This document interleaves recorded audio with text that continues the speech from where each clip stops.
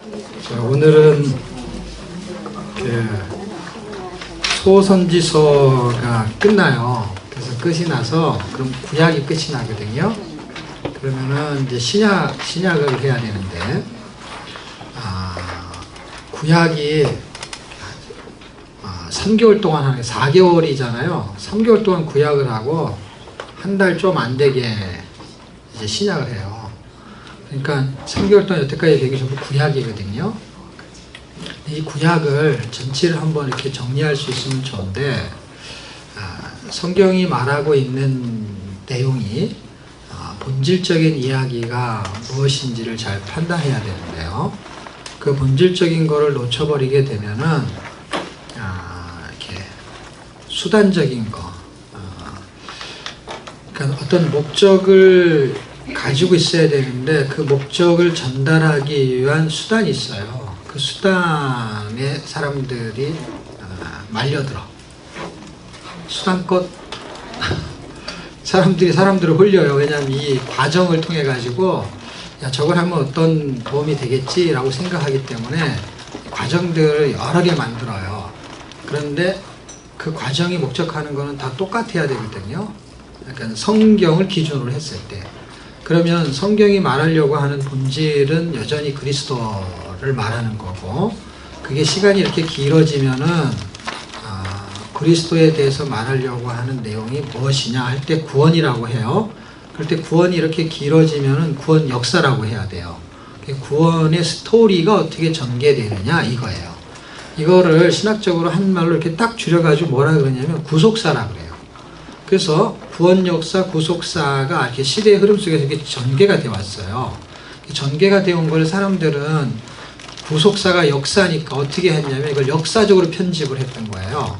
역사적으로 편집을 하니까 그걸 연대기라고 합니다. 그런데 연대기를 가리키면서 본질을 놓쳐버리게 되면은 뭐를 공부하는 거냐면 연대를 공부하는 게 되어버려요.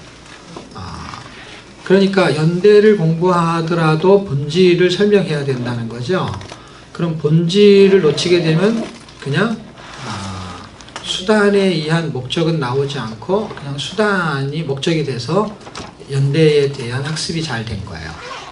그럼 성경은 본질적으로 말하려는 게 뭐냐 할 때 본질적으로 말하려고 하는 거는 하나님의 구원 역사예요. 그런데 우리가 갖고 있는 책은 연대적으로 분류가 되어 있지 않고 문학적으로 분류가 되어 있어요. 그럼 문학적으로 분류되어 있는 거를 공부를 하면 어떻게 말해야 되냐, 문학적 구속사를 공부해야 돼요. 지금 우리가 하는 책이 문학적 구속사예요. 그러니까 구속사를 다루는데 문학적으로 다루는 거야. 무슨 말인지 아시죠? 성경이 문학적으로 구조를 잡아서 설명을 하는 거예요. 그런데 이 문학적인 구속사가 안 돼 있는 상태에서 연대기를 하게 되면 연대적 구속사를 하는 게 아니라 그냥 그리스도의 행적을 공부하는 게 돼버려요. 그 다음에 역사 속에서 성경이 어떻게 흘러왔는지를 공부하게 돼요. 그럼 그것도 공부예요. 그런데 목적을 놓쳐버리게 돼요. 목적을 놓치게 되면은 여러 수단이 동원될 수밖에 없어요. 여러 공부를 계속 해야 돼요. 근데 목적을 정확하게 찾게 되잖아요. 그러면 여러 수단을 공부하더라도 목적을 놓치지 않기 때문에 이 수단에 헤매지 않는 거예요. 휘둘리지 않는 거예요. 자, 그럼 어떤 걸 먼저 하는 게 좋냐? 사람들이 질문해요. 이게 이제 66권을 다 공부하니까 이렇게 이 내용이 굉장히 방대하니까 연대적인 공부를 이렇게 뼈대를 잡은 다음에 이걸 하면 좋습니까? 이렇게 말하는데 상관없습니다. 왜 상관이 없냐면 본질을 찾아내기만 하면 수단은 아무거나 해도 상관이 없어요. 그런데 본질이 없는 상태에서 이놈이 두꺼우니까 이놈을 잘라내야 되는 거예요. 그래서 66권을 자르니까 어떻게 자르냐면 12시대로 자른 거 아시죠? 그렇죠? 제가 가리키는 건 13시대예요. 그렇게 어쨌든 잘라봐야 12시대나 13시대, 그러니까 예를 들면 12덩어리가 되는 거예요. 그러면 더 복잡해지는 거예요, 사실은. 왜 더 복잡해지냐면 문학적 구속사는 66권을 그대로 다루는 것 같지만 문학적 구속사는 덩어리가 3개밖에 없어요. 잘 알고 계시는 거죠? 3덩어리. 자, 12덩어리, 보통 이제 제가 가리키는 13덩어리니까 13덩어리 얘기할게요. 영원 시대를 한 덩어리로 제가 빼놓은 거니까. 13덩어리가 공부하기가 좋아요? 아니면 세 덩어리가 공부하기 좋아요? 세 덩어리가 좋죠. 근데 지금 우리가 하는 게 66권이지만 덩어리가 3개예요. 3개로 알면 되는 거예요. 세 덩어리라는 건 결국 뭘 말하는 거냐면 지금 구약을 일단 말하는 거예요. 왜냐하면 신약에도 덩어리가 있잖아요. 그렇죠? 구약의 덩어리는 굉장히 심플하고 간단해요. 그냥 구약이 지금 3개월 거쳐가잖아요.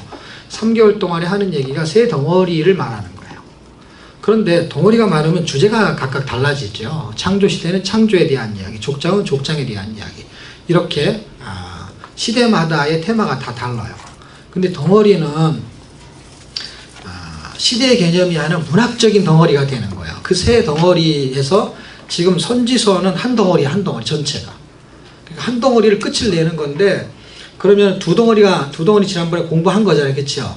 공부한 거 중에 가운데 있는 핵심되는 덩어리의 위치를 찾게 되면은 지금 역사서를 공부했던 한 덩어리만 공부하면 나머지는 다 알 수 있거든요. 자, 그러면 역사적인 구속사는 어차피 역사적인 스토리를 알아야 되니까 그건 나중에 공부를 한다고 치고, 문학적인 구속사의 구약은 세 덩어리인데 세 덩어리가 이렇게 돼 있어요. 이렇게 지금 저와 여러분 몸뚱아리가 있잖아요. 이게 양쪽에 있는 팔을 날개라고 생각을 해요. 이렇게 날개가 있는데 오른쪽 날개 왼쪽 날개가 다 책이 17권이에요. 그러니까 이쪽에 있는 책은 주로 뭐라 그러냐면 역사서라고 해요. 그렇죠? 그 다음에 이 반대편에 있는 거는 예언서 혹은 선지서 이렇게 말해요. 근데 책이 17권이에요. 근데 이게 날개예요. 날개가 자꾸 흔들거리면 뭐가 날르는 거죠? 새가 이렇게 막 날개짓을 해요. 그럼 뭐가 날라요? 몸이 날르는 거죠. 날개가 날르는 게 아니잖아. 그러니까 이 날개는 뭘 날리기 위해서 있는 거예요? 몸을 날리는 거예요. 이렇게 돼 있어요. 성경이 되게 쉬워요. 이걸 다 외울 필요가 없는 거예요. 지금 제가 새로 표현을 하는 거예요. 사람도 똑같아요. 사람의 몸이 있잖아요. 몸, 그쵸? 근데 이게 날개질을 해요. 날개질 하면서 몸을 띄우는 거예요. 몸을 만드는 거예요. 그러면 새로 말하면 날개를 흔들면 새가 날을 때 새 몸뚱아리가 날아가는 거지. 그쵸? 이걸 띄울 수 있는 힘이 양쪽 날개인 거예요. 그런데 핵심은 몸에 있는 거예요. 그쵸? 그러니까 이 구조로 되어 있어요. 성경이. 너무 신기하죠? 이게 새에다 맞추면 안 되고 사람한테 맞춰야 돼요. 새가 그렇게 뜬다는 거지. 사람한테. 사람은 그러니까 새에다 맞추고 사람한테 맞추면 사람은 뭐라고 하느냐? 그건 성전이라 그래요. 성전을 만들어내는 거예요. 자, 성전을 어떻게 만들어내냐면 이렇게 이쪽에 있는 17권은 한 덩어리가 어떤 주제로 기록되고 있냐? 구속 역사의 핵심을 설명하는 거니까 그 하나님께서 예수 그리스도 메시아를 통해서 구원하려고 하는 계획이 있어요. 그러니까 메시아를 통한 구속 계획이 있죠. 구원 계획이 있겠죠. 구원 계획을 중심적으로 기록한 책이 역사서예요. 메시아를 통한 구속 역사를 중심으로 기록한 책. 왜냐하면 구속 역사라고 해야 돼요. 시대가 쭉 창세기서부터 쭉 어디까지 흘러가냐면 에스더까지 흘러가잖아요. 그렇죠? 에스더까지 흘러가는 게 17권이에요. 거기까지 한 테마가 구속 역사에 대한 중심으로 기록을 해요. 자, 그 다음에 이쪽에 있는 반대쪽 날개가 있잖아요. 날개는 이거에 대한 해설서예요. 메시아를 통한 구속 역사제 역사. 이쪽이 이게 역사서니까. 구속 역사에 대한 해설서로 기록이 되는 거예요. 이건 설명을 하는 거예요. 그래서 지금 설명하는 책을 끝을 다 배우게 되는 거. 오늘 끝을 배워. 지난주에 배운 게 이제 소선지서에 5권을 공부한 거고, 오늘은 7권을 공부하고 마태복음을 공부해야 되는데, 일단 마태복음 못해도 괜찮아요. 왜냐하면 구약을 정리를 해야 마태복음은 복음서에 가서 또 하면 돼. 구약이 어떤 구조로 문학적인 구속사가 흘러가는지를 이 세 덩어리를 오늘은 숙지를 하고 넘어가야 되거든요.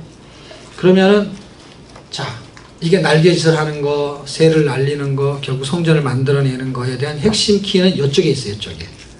그리고 이것만 있으면 안 돼요. 왜냐하면 이거를 설명해주는 책이 있어야 돼요. 그 설명해주는 책이 선지서예요. 자, 선지서가 해설서예요. 그 설명을 해줘요. 그런데 결국 이것이 몸을 만들어내는 가운데 있는 책이 5권이 우리는 시가서 또는 체험서 이렇게 말합니다. 욥기, 시편, 잠언, 전도, 아가서. 이 책이 결국 뭐를 말하는 거냐? 메시아의 구속 계획에 대해서 개인의 신앙 체험을 통해서 그 계획을 드러내는 거예요. 그러니까 메시아의 구원 역사를 중심으로 기록하고 구원 역사를 중심으로 기록된 내용을 해설하고 이 두 가지가 역사를 기록하고 해설하고 하는 게 결국 뭘로 나타나냐면 메시아의 구속 계획에 대한 것이 개인의 신앙 체험을 통해서 드러낸다는 거예요. 이게 개인한테로 온다요. 개인한테로. 그래서 누구한테로 주로 왔어요? 다윗, 솔로몬 두 사람을 통해서 핵심적으로 드러냈어요. 그 드러내는 것이 결국 뭐예요? 성전인 거예요. 성전. 그러니까 이게 성전으로 끝나요. 자 보세요. 이쪽에는 오른쪽에는 모세오경이 움직이고 왼쪽에는 대선인사가 움직여요. 그렇죠? 그 움직이는 그 내용 다음에는 12권이 움직이게 되는데 그 12권이 이렇게 마디가 있잖아요. 손목 마디에 그 다음에 이 어깨 쪽 밑에 마디가 있죠. 그 다음에 어깨가 있고요. 이렇게 세 덩어리가 주제가 구원의 복음은 성전을 말이에요. 그래서 이 끄트머리에 있는 책이 역사 속에서는 에스라, 니에미야, 에스더로 끝나요. 그 다음에 이 왼쪽에 있는 대칭이 되는 12권은 우리가 지난주에 공부한 호세아, 요엘, 아모스, 여바다, 요나 해서 구원의 스토리를 전개시키고 구원의 복음은 성전인 오늘 공부할 여기가 미가, 나훔, 하박국, 스바냐, 그 다음에 학개스가랴, 말라기라는 이 세 권의 책이 주제가 성전이에요. 그러니까 지금 역사서가 설명하려는 핵심은 결국 어디로 끝나냐면 성전으로 끝나요. 그 다음에 선지서가 끝나는 것도 어디로 끝나냐면은 성전으로 끝나요. 구원의 복음은 성전인 거예요. 성전. 그러니까 핵심 키워드는 성전이요. 성전을 누가 만들어내냐? 어린 양이 만들어내요. 그리스도가. 그런데 성전은 그리스도잖아요. 그러니까 그리스도가 있어야만이 성전인 거야. 그러니까 이 구원의 진리를 발견해가지고 설명된 게 이해가 되는 그 사람에게 나타나는 현상은 성전으로 나타나는 거예요. 성전. 그러니까 신약시대로 이게 내려오게 되면 결국에는 예수님이 성전이고 그 예수님이 성령을 통해서 우리 안에 들어오시고 고린도서 3장 16절 우리 안에 성령이 계시기 때문에 우리는 성전이 되는 거예요. 그래서 그 마지막에 이야기는 학개스가랴 말라기에서 학개스가랴 같은 경우는 몸된 성전에 대한 설명을 하는 거예요. 그래서 그 스토리를 오늘 공부하게 될 건데 이 구조를 일단 이해하셔야 돼요. 세 덩어리가 무엇을 설명하냐 할 때 몸뚱아리를 설명하는 거예요. 몸을 만드는 거예요. 어떤 몸? 성전된 몸을 만드는 거예요. 그래서 성전이 되기 위해서는 구원이 발생해야 되니까 성전을 기준으로 성전이 무너지죠. 그리고 성전을 회복시키는 것으로 구원을 설명해 성전이 회복되죠. 그 이야기를 반복적으로 설명하는 거예요. 이쪽에서 끝을 내놓고 어떻게 끝을 내놓냐면 구원의 스토리, 원 포인트의 원 스토리의 끝을 내놔요. 그리고 이쪽에서 반복을 해요. 왜 반복하냐? 설명이니까 반복하는 거예요. 그러니까 해설을 하는 게 해설을. 다 보세요. 이 끄트머리만 제가 설명해 볼게요. 이 끄트머리에 있는 에스라, 니에미야, 에스더 일대 이거는 성전을 짓는 거지, 그렇죠? 근데 이쪽에서도 성전 이야기를 하지. 끄트머리 책이야. 학개스가랴 말라기가. 끄트머리 책이 맨 끄트머리에 있는 책은 이쪽은 말라기, 이쪽은 에스더예요. 일단 두 놈을 띄워놓고 그거는 의미가 다 달라요. 그런데 성전에 대한 이야기예요. 성전에 본질이 있고 성전의 기능이 있어요. 그러니까 성전의 본질이라는 거는 성전 자체를 말하는 거예요. 그럼 성전이 아니었다가 성전이 되는 거예요. 그러니까 성전이 원래 없었잖아요. 그러니까 성전의 그 존재감이 뭐냐? 건물로 말할 때는 본질이고 사람으로 말할 때는 성전의 본질을 말해요. 본질. 그게 존재. 그러니까 사람이었지 성전이 아니었어. 근데 어느 날 성전이 됐어요. 사람이. 그러면 성전의 존재가 뭐냐? 구원을 말해요. 구원. 그럼 구원을 받은 성전을 만든 기능은 뭐냐? 할 때 성전을 만든 기능은 결국 구원하신 성도의 기능은 뭐냐? 이거야. 다시 말하면 성전을 만든 것처럼 성도로 만들었어. 그랬을 때는 이게 본질적으로 존재가 사람이 아니고 하나님의 자녀다라는 그 존재가 성도의 존재가. 그럼 본질적인 존재의 기능이 뭐냐 이거야. 사람의 기능이 있고 하나님의 자녀의 기능이 달라요. 학교의 기능이 있고 교회의 기능이 있어요. 그 군대의 기능이 있어요. 기능이 다르단 말이에요. 건물이 학교나 교회나 비슷한데 다르단 말이야. 기능이 달라. 그러니까 기능을 설명하는 기능을. 그러니까 기능을 설명하니까 성전을 에스라 느헤미야가 자, 그렇죠. 에스라 느헤미야가 성전을 재건했어요. 재건했을 때는 성전의 존재감을 설명한 거야. 존재를 회복한 거니까. 그런데 에스더가 움직이게 되면 성전을 재건한 존재의 기능이 뭐냐 할 때 기능을 설명한 게 에스더세요. 많이가 지금 알아듣고 있는 거죠? 에스더가 성전의 기능이란 말이에요. 그러니까 성전을 말하는 이 전체 스토리가 성전을 말하는 거예요. 왜냐하면 신약에 오면은 결국 구약에 있는 스토리를 뭘로 설명하는 거냐면은 우리를 성전을 만들겠다라는 거예요. 성전을. 그래서 어린 양으로 설명을 쭉 하다가, 왜냐면 어린 양은 그리스도를 대변하는 설명이고 성전은 그리스도가 죽음을 통해 가지고 구원한 사람을 성전으로 설명해야 돼. 신약에서는 분명히 설명이 잘 되고 있는데 구약에서도 스토리가 전개되고 있단 말이에요. 어떤 스토리가? 성전이라는 것을 통해서 성도가 어떤 것인지를 설명하고 있었던 거예요. 그리고 그 성전은 그리스도라는 설명을 동시에 같이 하고 있어요. 그러니까 이게 되게 복잡한 거예요. 왜 복잡하냐면 구약에는 스토리를 공부해야 되는데 스토리 안에 담겨져 있는 의미를 찾아내야 되고 그 의미가 또 복합적으로 움직여요. 예를 들면 처음에는요 복합적이지 않고 단순하게 움직여요. 그런데 점진적으로 복잡해져. 왜 그러냐면 처음에는 보세요. 누가 구원하느냐? 예수님이 구원해. 근데 예수님이 누구냐? 예수님이 누군지는 몰라. 근데 예수님이 구원하는데 어떤 식으로 구원하느냐? 어린 양이 죽는 것처럼 구원하겠다는 게. 그래서 어린 양이 떠요. 그래서 그게 어린 양이 죽는 게 예수님 구원하는 거구나 라고 해서 구원을 받으면 뭐가 되냐? 뭐가 되긴 뭐가 돼? 하나님의 자녀가 되지.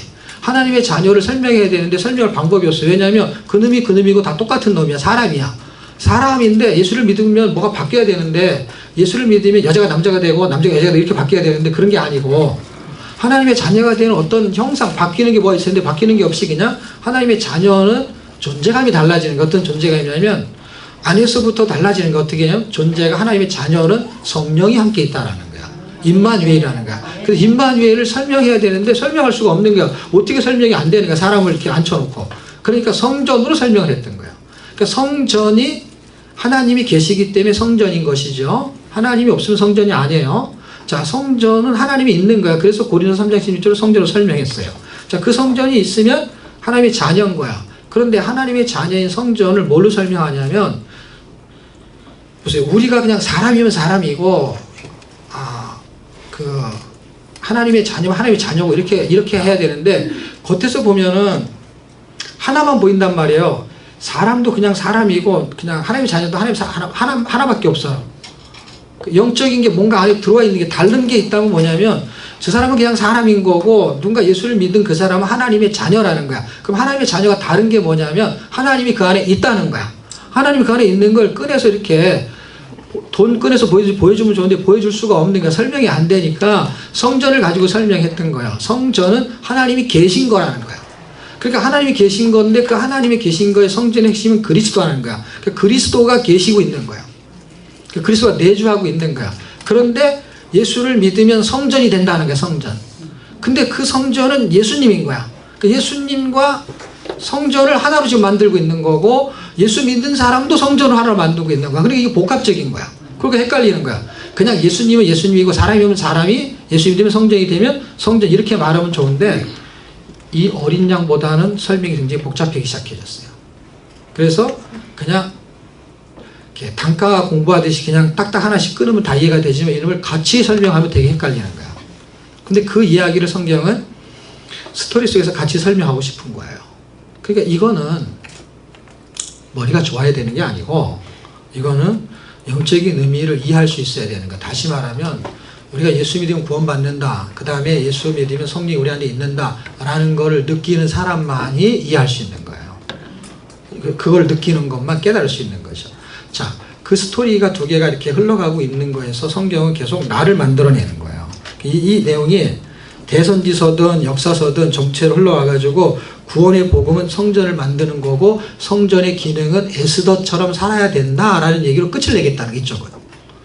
학계 에스가 그러니까 여기는 에스라 니에미야 성전을 다시 재건해서 존재를 다시 존재감을 부여하고 무너진 성전을 회복해서 하나님의 자녀는 이렇게 살아야 돼 하는 말씀의 회복을 주고 그 다음에는 거룩의 회복을 주는데 거룩의 회복의 끄트머리가 어디로 끝나냐면은 문학적인 구속사에서는 역사적인 구속사에서는 에스더로 안 끝나는 거 아시죠? 왜냐면 역사서에서는 시간이 흐르지 않는 거를 다루지 않잖아요. 그렇죠? 그러니까 느헤미야까지 가서 딱 끝나지 에스더는 다루지 않아. 읽을 수도 있고 다 할 수 있지만 스토리는 거기서 끝낸단 말이에요. 그러니까 문학적인 구속사가 더 정확한 거예요. 왜냐하면 역사적인 구속사 속에서 성전을 만들어내고 끝을 내면서 그 다음 시대로 가는 거잖아요. 포로 귀환 시대 다음에는 침묵 시대로 가는 거니까. 이쪽의 시대는 이 안에 다 들어갔기 때문에 다 끝나고 침묵 시대로 가고 그 다음에 신약으로 가는 거니까. 그러니까 문학적인 구속사를 정확하게 이해하고서 역사적인 구속사를 공부해야만이 스토리를 놓치지 않는단 말이에요. 왜냐하면 에스더로 끝날 때 끝나는 포인트가 뭐냐면 존재의 기능을 설명하고 끝을 내는 거예요. 다시 말하면 예수님을 통해서 구원받았습니다. 신약의 스토리를 설명하면 그래서 구원받은 사람이 자녀가 됐습니다. 자녀가 됐는데 그 자녀를 구원한 목적이 뭐냐로 끝을 내는 거예요. 그러니까 나한테 있는 게 아니라 목적은 그쪽에 있는 거예요. 목적 자체가 구원은 내가 받았지만 이게 수동적인 거란 말이에요. 다시 말하면 구원시킨 자가 있잖아요. 그럼 구원시킨 자가 구원시킨 목적이 있을 거 아니에요. 그 목적이 뭐냐는 거예요. 우리가 그 목적에 맞춰서 살려는 것이 순종이 그렇게 사는 것이 사실은 목적을 이끄는 사람이 있잖아요. 이끄는 분이. 목적을 이끄는 분이 구원하신 성전을 만든 목적이 분명하게 있단 말이에요. 그 분명한 목적이 뭐냐면 성전의 기능을 말하는 거야. 성전은 이런 기능을 해야 된다는 거야. 그런 기능을 해야 된다는 걸 여기서는 살아버린 거야. 그냥 확. 그런데 이쪽은 제가 아까 설명이라고 그랬죠. 설명이니까 학계스간의 말라기는 설명을 하는 게 자꾸. 지금 제가 하는 말을 이해해야 돼요. 이게 지금 이쪽에 왜 지금 이걸 다 설명하면 시간이 많이 걸리니까 결국에는 이 끝으로 올 거 아니에요. 그렇죠? 구원의 복음은 성전, 다시 말해 창세기 출애굽기 레위기 해가지고 에스더까지 왔을 때는 역사가 끝난단 말이에요. 그 끝나면 결국 역사가 끝났다는 얘기는 아직 이 책들은 순서대로 안 했지만 이 책들의 내용이 설명됐기 때문에 다 들어있었던 거야. 시대 속에서는. 그래서 역사서를 공부하는 거야. 아니 역사적인 연대기를 공부하는 거예요. 그래서 이쪽에 다 들어갔어요. 들어가면은 침묵시대로 가는 거잖아요. 그렇죠?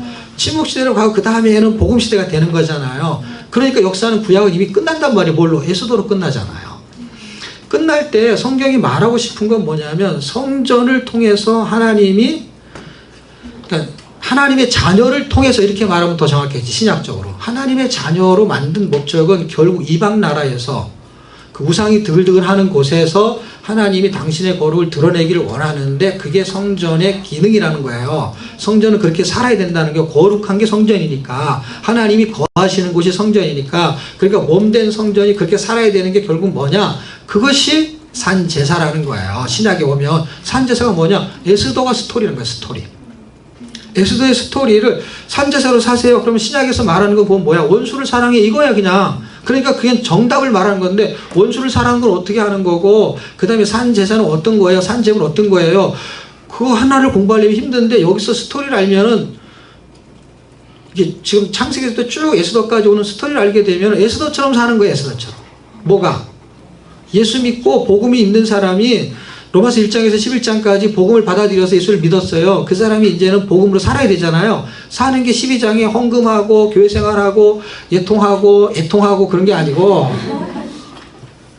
산 제물로 사는 게 신앙생활이 출발인 거예요. 이거 해도 되고 안 해도 되는 거예요. 그냥 산제로 살면 되는 거예요. 연대 안 해도 되는 거예요. 산제로 살면 돼요. 그 산제사가 뭐냐 그랬더니 산제사가 크게 두 가지로 말하는데 12장에서는 하나는 지체를 섬기는 거야. 지체. 은사를 가지고 섬기는 거야. 섬기는 건데 섬기는 게 어디까지로 가냐? 왼수까지 섬겨야 되는 쪽으로 가버리는 거야. 그러니까 산제사로 사는 산제물로 드려지는 내가 성전의 기능이 교회에서 봉사하는 거는 좋아요. 그러니까 그건 하겠다는 거야. 근데 뒤로 점점점 가. 그래서 한 20절, 21절 이렇게 뒤로 가잖아요. 뒤로 가면은 원수도 좀 사랑해보라는 거야. 원수를 사랑하는 것 쪽에서에 대한 이해와 설명이 별로 없단 말이에요. 그냥 설명이 있다면은 배고프면은 밥 주고 목마르면은 물 주고 그 정도 외에는 스토리가 없단 말이에요. 제 말은 스토리가. 그런데 이 구약은 스토리가 있단 말이에요. 스토리가 있는 거에서 목적을 알아내면 이 스토리가 재밌단 말이에요. 그리고 우리가 공부해야 될 어떤 논리적인 거 있잖아요. 주제어가 있잖아요. 사랑은 어떤 거고요. 그 다음에 공의는 어떤 거고, 정의를 내려야 되잖아요. 그게 신약 성경에는 설명을 자세하게 하지 않고 그냥 이렇게 단타로 치고 간단 말이에요. 지금처럼 원수를 사랑하라 그러면 설명을 했어요. 어떤 설명? 물 주고 밥 주고 이거란 말이에요. 원수를 어떻게 사랑해? 한국 사람들은 이 설명 안 해도 다 알긴 알아들어요. 왜냐하면 왼수를 사랑하는 게 미운 놈 떡 하나 더 주는 거니까. 그러니까 우리는 다 사랑하면 다 해요. 우리는 하고 있어요. 여태까지. 속담 자체가 그렇잖아요. 미운 놈이나 원수나 비슷한 거니까 사랑하는 사람은 아니잖아. 미운 놈이라는 거. 근데 미운 놈 뭘 더 줘요? 그게 그 말이지. 떡이 먹을 거 주라는 거죠. 그 떡만 줘요? 떡 먹고 목마르니까 물도 줘야지. 다 주게 돼 있는 거죠. 그걸 어떻게 정확하게 한국 사람은 그걸 지키는지 몰라. 그런데 그거에 대한 스토리가 전개되는데 그게 뭐처럼 힘든 거냐면요. 생각을 죽이는 것처럼 힘든 거예요.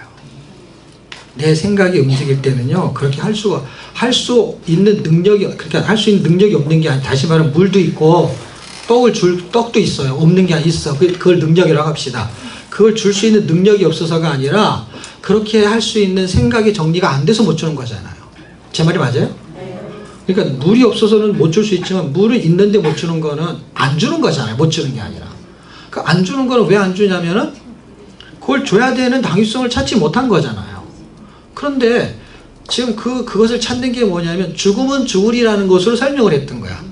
그럼 단어가 똑같단 말이야. 산재물이나 산제사나 죽음은 죽으리나 똑같은 의미잖아요. 그렇죠? 그런데 거기에서의 정리를 다양한 성경을 읽으면은 이걸 설명을 해주고 스토리가 있으면은요, 이해가 되는 거예요. 아, 산재물은 이런 말을 하는 거였구나. 라는 걸 설교를 많이 들을 필요도 없어요. 왜냐하면 성경이 다 다른 각도에 설명을 해놨기 때문에 성경을 많이 읽으면 그 내용이 이 내용이 그 내용이구나. 그 말이 이 말을 하는 거구나. 라는 걸 알게 듣게 되면 성경이 되게 재밌는 거예요. 왜냐하면 성경은 그 스토리를 좀 전개시키고 있고 결국 끄트머리에서 에스더로 딱 끝내겠다는 의도는 뭐예요? 문학적인 편지 자체가. 결국은 이방 나라에서 하나님의 거룩을 드러내는데 어떻게 해야만 드러내느냐? 죽음은 죽으리라 외에는 없단 말이야, 방법이. 그러니까 헌금을 많이 하고 봉사하고 그런 거 잘못한 건 아니에요. 그렇지만 죽음은 죽으리라에다가 지금 목숨을 걸겠냐는 얘기를 성경은 계속 하고 있었다는 거예요. 구약 때부터. 이 땅에 살면서 죽으면 죽으리라. 결국 뭐에 죽어야 되냐? 생각이 죽어야 되는데 내 생각 죽고 하나님 생각 사는 게 산제사, 산제물이죠. 뭐는 죽어야 되는데 뭐는 살아있는 거예요. 그게 산제물이에요. 그러니까 원래 제물은 산자가 빠져 있는 거예요. 그냥 죽는 게 제물이에요. 그런데 죽는데 살아있는 게 있는 거예요. 왜냐면 우리가 살아있잖아요. 그러니까 육신이 이렇게 살아있음에도 불구하고 어떻게 해요? 육신은 죽어야 되는 거야. 살아있는데. 그런데 영에 대해서는 살고 육에 대해서는 죽어야 되는 거예요. 다시 말하면 욕심이 죽는 것이에요. 육이라는 게 욕심이거든요. 이 단어 하나가 이해를 돕는 거예요. 다 말귀를 알아먹지만은 이해도가 떨어지는 것 뿐이거든요. 육이 살아있는데 뭐 육이 왜 죽어? 근데 육이 결국 뭐예요? 성경에는 정욕이라고 했죠. 정욕이 육신을 말하는 거예요. 그 정욕이라는 게 결국 뭐예요? 욕심이에요, 욕심.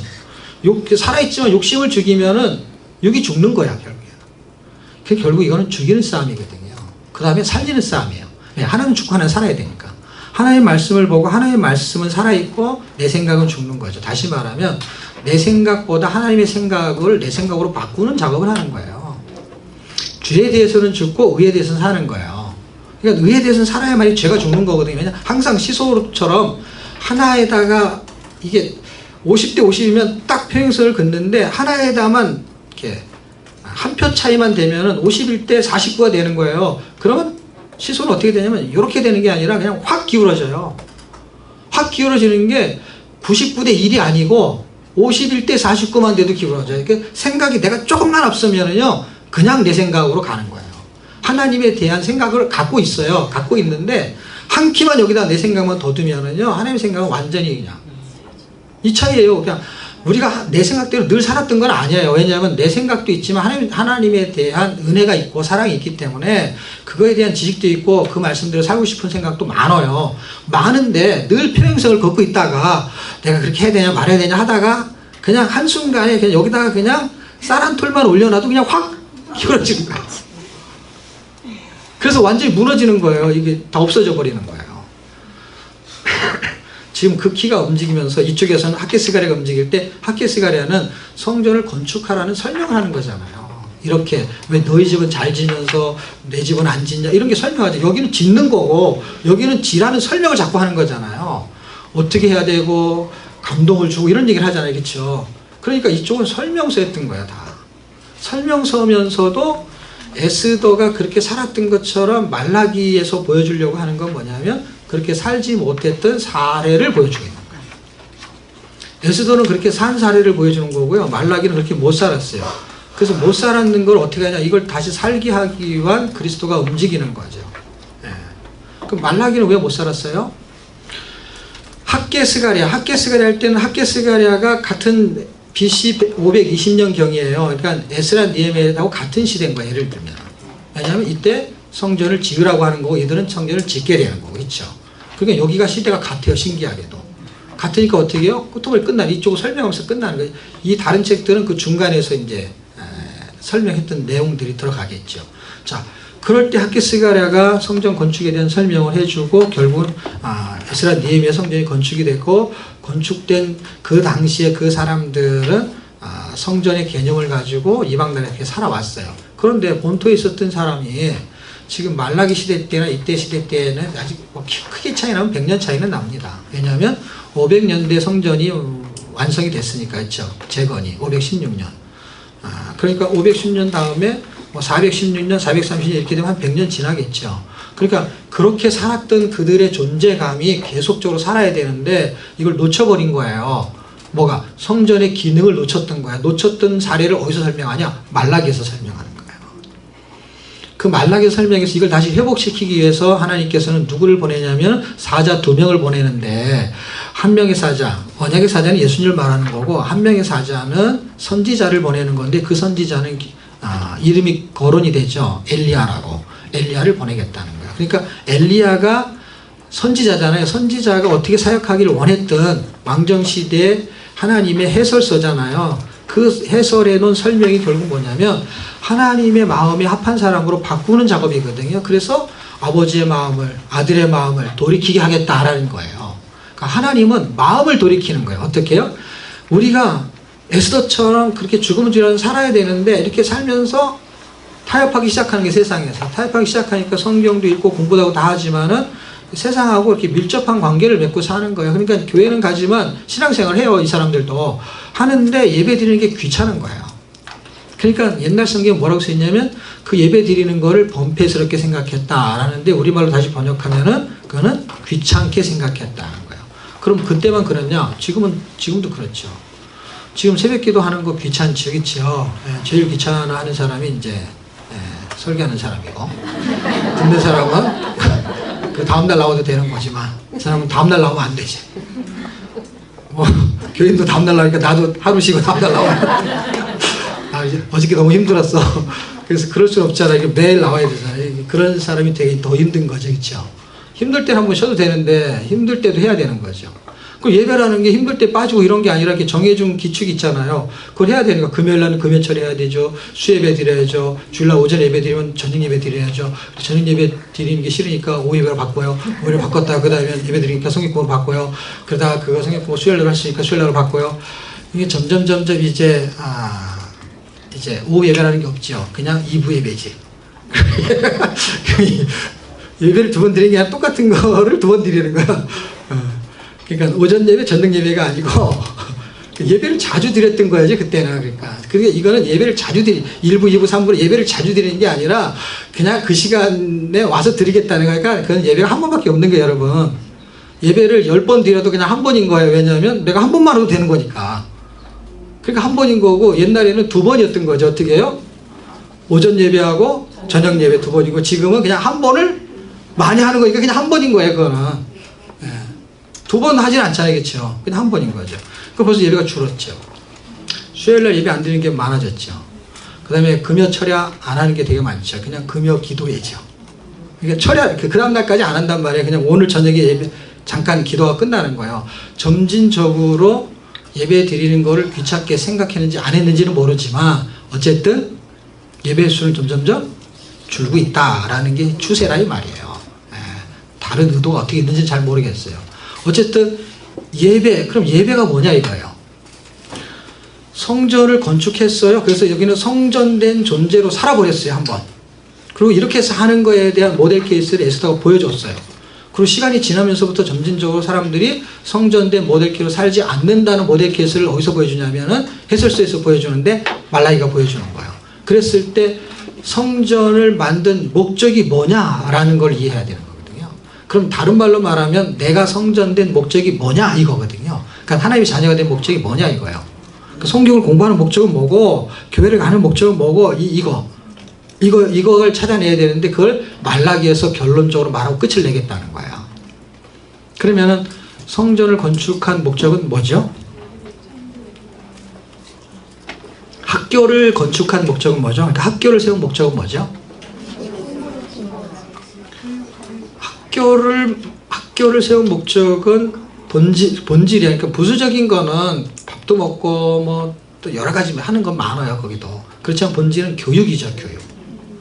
그러면은 교회도 교육을 해요. 그럼 교회가 성전이니까, 그렇죠? 성전을 만든 목적은 교육이 목적일까요? 아니죠. 교육을 하는 거지, 그렇죠? 예배가 목적이거든요. 예배가 목적일 때 형식에 담겨진 본질의 예배는 어떤 거고 형식의 예배는 어떤 거냐 할 때 형식의 예배는 무시하면 안 돼요. 형식의 예배는 아까 말한 대로 그냥 그런 예배예요. 수예배든 금예배든 화예배든 목요찬양이든 그런 게 다 예배의 형태 하나예요. 가정예배 예배의 형태예요.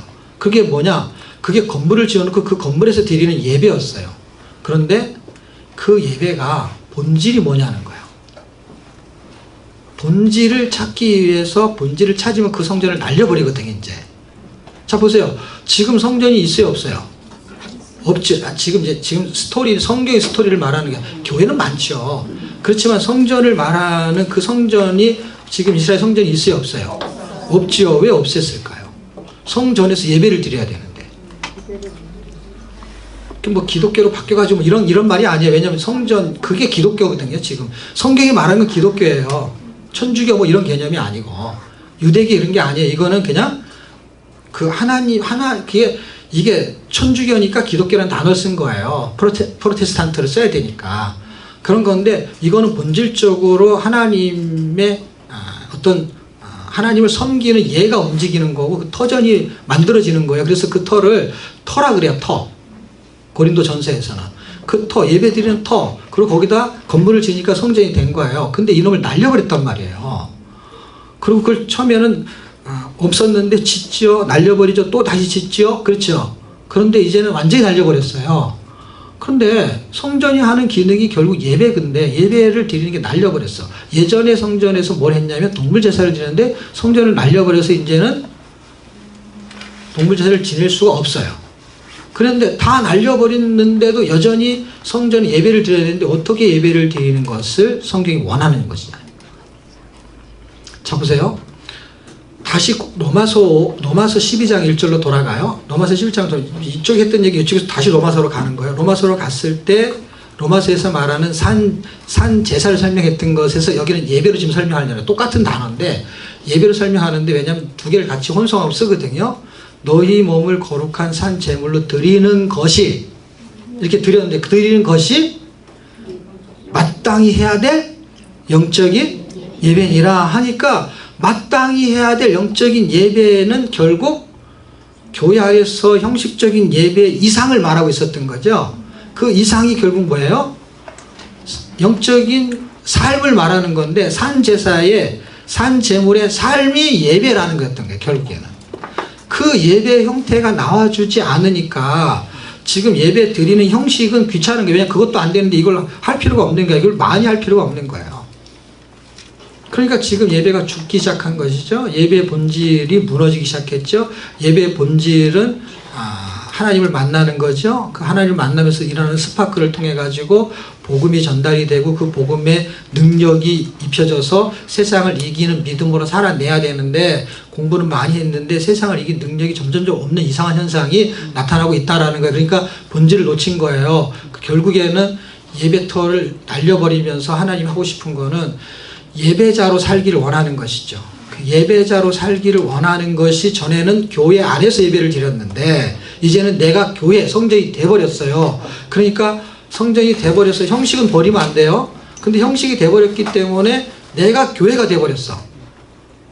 이게 본질이야. 형식은 교회 안에서 예배를 드리는 거고, 그리고 그 형식은 여전히 하나님 오실 때까지는 존재할 것 같아요. 그런데 병행하는 거. 아까 내가 여기서 어린 양 하나 설명할 때, 예수 성경 설명할 때는 복합적이라고 그랬죠. 복합적인 게 문제야. 성전은 교회는 그대로 있어서 교회 안에서 예배를 드리는 걸 해야 돼. 해야 되는데 나를 성전이라고 말해버렸어요. 그럼 내가 본질적인 나의 성전이 건물 성전에서 예배를 드리는 것을 원하는 거냐? 그게 아니고요.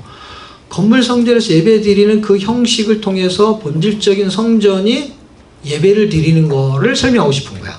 그러니까 보세요. 뭐가 바뀌냐면 성전 안에서 예배를 드릴 거냐, 성전이 예배를 드릴 거냐로 바뀌어버렸어요. 그러니까 성전이 예배를 드리면 성전 안에서 예배를 드리든 성전 밖에서 예배를 드리든 상관이 없으니 위치가 상관이 없어요.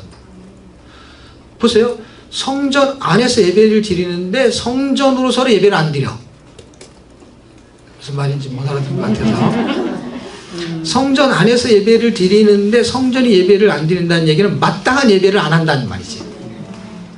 마땅한 예배를 하는 사람은 성전 안에서 예배를 드려도 되고 밖에서 드려도 상관이 없어.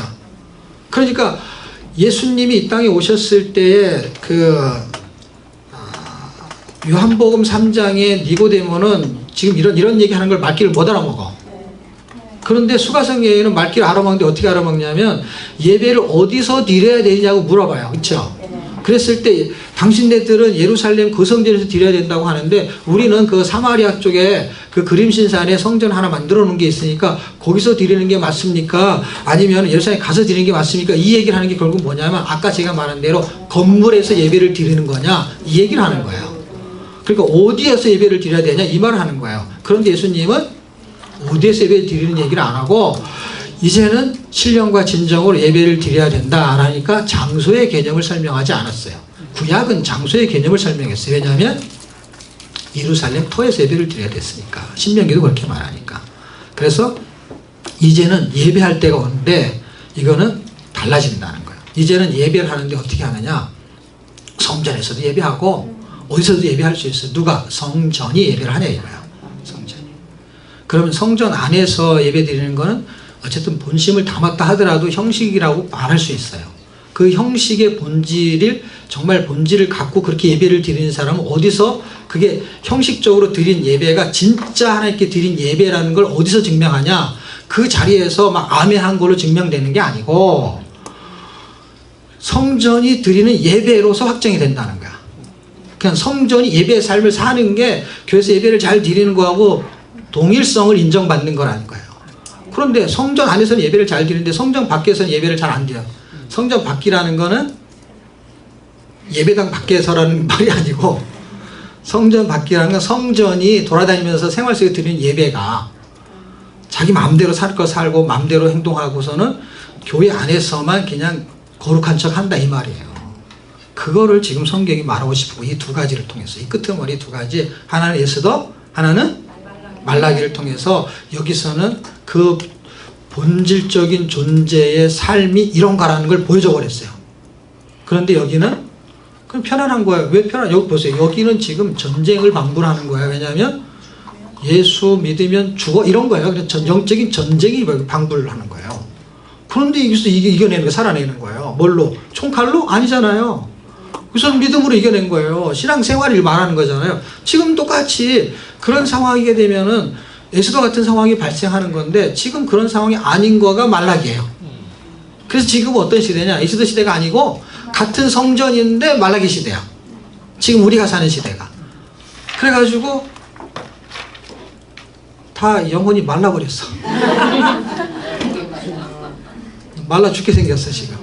그래서 말라기에서 그 회복이 필요한 거예요. 회복. 이것을 회복시킬 사람은 누구냐? 완전하게 회복시킬 사람은 그분이 예수님이라는 거예요. 그분을 보내겠다는 것을 끝을 내는 거예요. 여기까지의 스토리의 그 이야기에 지금 제가 하고 싶은 이야기는 어떻게 하면 이걸 해낼 수 있냐는 거야.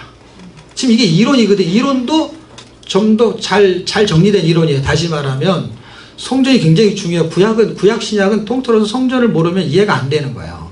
왜냐면 이걸 겨냥하면서 오는 거예요. 지금 구원의 복음은 성전으로 끝을 내는 거예요. 그래서 이 끄트머리가 다 성전으로 끝나잖아요. 그렇죠? 스토리가 성전으로 끝난단 말이야. 성전으로 끝나는 건 결국 성전을 만드는 내 몸뚱아리를 만드는 거고, 내 몸이 성전이면 그 다음에 거룩하게 사는 걸 설명하는 거니까 거룩하게 사는 거를 살면 돼. 그럼 설명 다 했어요.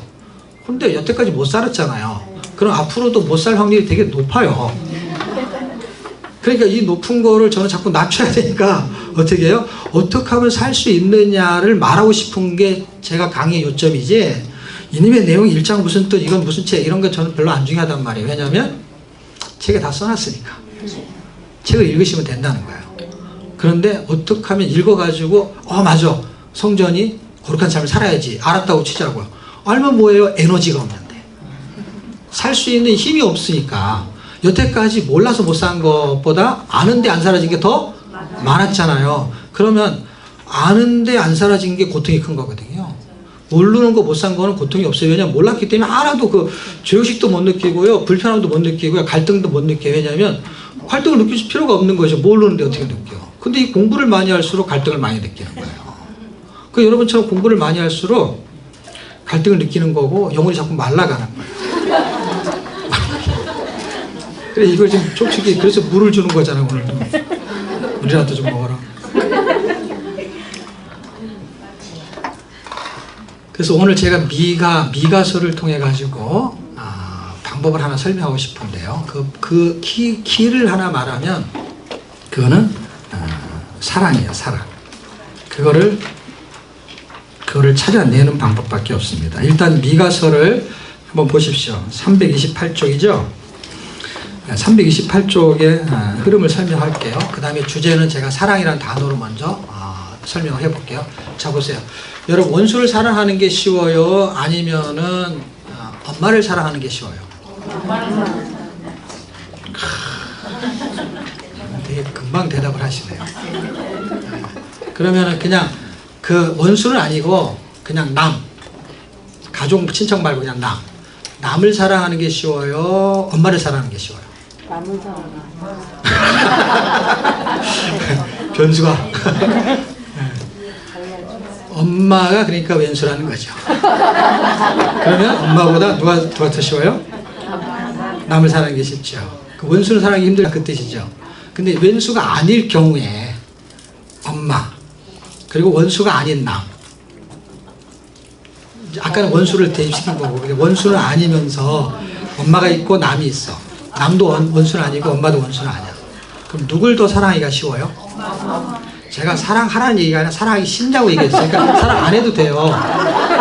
별로 사랑하고 있지 않으니까. 그냥 사랑해야 된다는 거를 갖고 있는 것이지 지금 사랑을 하고 있는 건 아니야. 그러니까 사랑하고 싶은 게 그래도 어떤 게 더 사랑하고 싶을 수 있냐는 거지. 그래도 남보다는 엄마를 더 사랑하기 쉬운 거. 엄마가 더 사랑하기 쉬울 수 있다고 가정해 봅시다. 그럴 때 엄마를 더 사랑하기 쉬울 수 있는 이유가 뭐냐고요? 엄마니까. 그렇죠. 그리고 반대로 엄마를 더 사랑하기 쉽고 그렇지 않은 건 여기는 남이니까. 그랬을 때 나타나는 현상이 있어요. 남은 누군지를 잘 모르기 때문이에요. 엄마는 누군지를 알기 때문이에요. 그래서 미워할 수도 있고, 남은 남을 왜 미워해요? 남은 미워하기 어려운 거예요. 왜냐면 내가 미워해야 될 어떤 내용이 없잖아요. 그 다음에 내가 그를 사랑해야 될 내용이 없는 거야. 근데 엄마는 미워할 수도 있고 사랑할 수도 있어요. 왜냐면 어떤 내용 때문에 그래요. 내용이 뭐냐면 그걸 알았다는 거야. 뭘 아는 거야, 아는 거. 그런데 미워할 내용이 있고 사랑할 내용, 좋아할 내용 이런 게 있어야만이 사랑이 되는 거예요, 원래요. 아무것도 모르면 사랑을 할 수가 없어요. 다시 말하면 성경은 우리에게 하나님을 사랑하라고 해요. 사랑하라고 했을 때 어떤 사람이 하나님을 사랑하기 쉬운가로 지금 제가 접근하고 싶은 거예요. 보세요. 성경은 일단 사랑하라고 했어요. 그럼 사랑해야 돼, 우리가. 사랑해야 되는데 하나님은 이렇게 한 분으로 계시고 여러 사람들이 있으니까 어떤 사람들이 하나님을 사랑하기 쉽냐? 라고 할 때 어떤 사람이 하나님을 사랑하기 쉬워요? 하나님에 대해서 아는 사람이 사랑하기가 쉬워요. 아는 사람. 엄마가 엄마를 사랑하기 쉬운 것 중에 하나가 뭐냐면 엄마한테 받았던 사랑이라는 것 때문에 사랑하기가 쉬운 거야. 그걸 깨닫기 전에는 사랑할 수가 없고, 왜냐하면 엄마한테 받았던 상처가 많은 사람은 사랑하기가 어렵지만, 근데 철이 들면 그게 상처가 회복이 되는 수가 있어요. 왜냐하면 그때 나는 그게 상처였는데 생각해 보니까 엄마가 상처를 주려고 하는 것이 아니었다라는 걸 알아진 거지. 지금 똑같은 거예요. 지금 하나님은 미워하는 건 아니지만 사랑하지 못하는 이유 중에 하나는 하나님이 누군지를 잘 몰라. 그리고 누군지 잘 모르고 성경에 보면 되게 무섭게 나타날 때가 있어. 그래갖고 자꾸 이게 다 상처야. 그리고 자꾸 글을 어렵게 썼어, 이 사람이.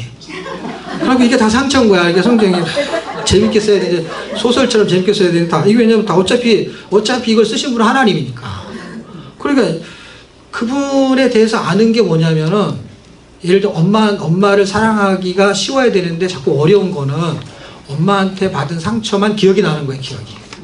그런데 엄마하고 누구 상관없이 어쨌든 하나도 모르면은 미워하거나 사랑하거나 할 자체가 하나도 없어. 그런데 미워하기 쉬운 거는 안 좋은 것 때문에 미워하기 쉬운 거고, 사랑하기 쉬운 거는 반대로 좋은 것을 느껴야 사랑하기 쉬운 거예요. 그런데 부모에 대해서는 그래도 사랑하기 쉬운 게 뭐냐면, 부모와 자식이라면 내가 느끼는 감정이 달라서 그렇지, 부모 입장에 있으면은 부모가 나를 사랑했던 내용들이 나타나기 시작하거든요, 진짜로. 예를 들면 이런 거예요. 자식은 그렇게 많이 받았어도 기억을 못 한다는 거 아시죠?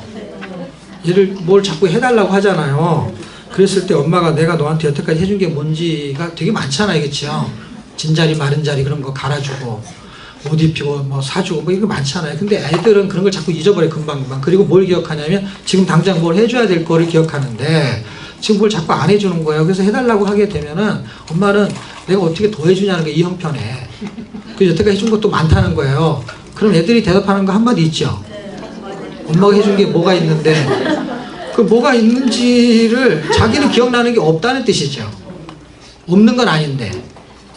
그런데 이게 기억날 때 달라진다는 거잖아요.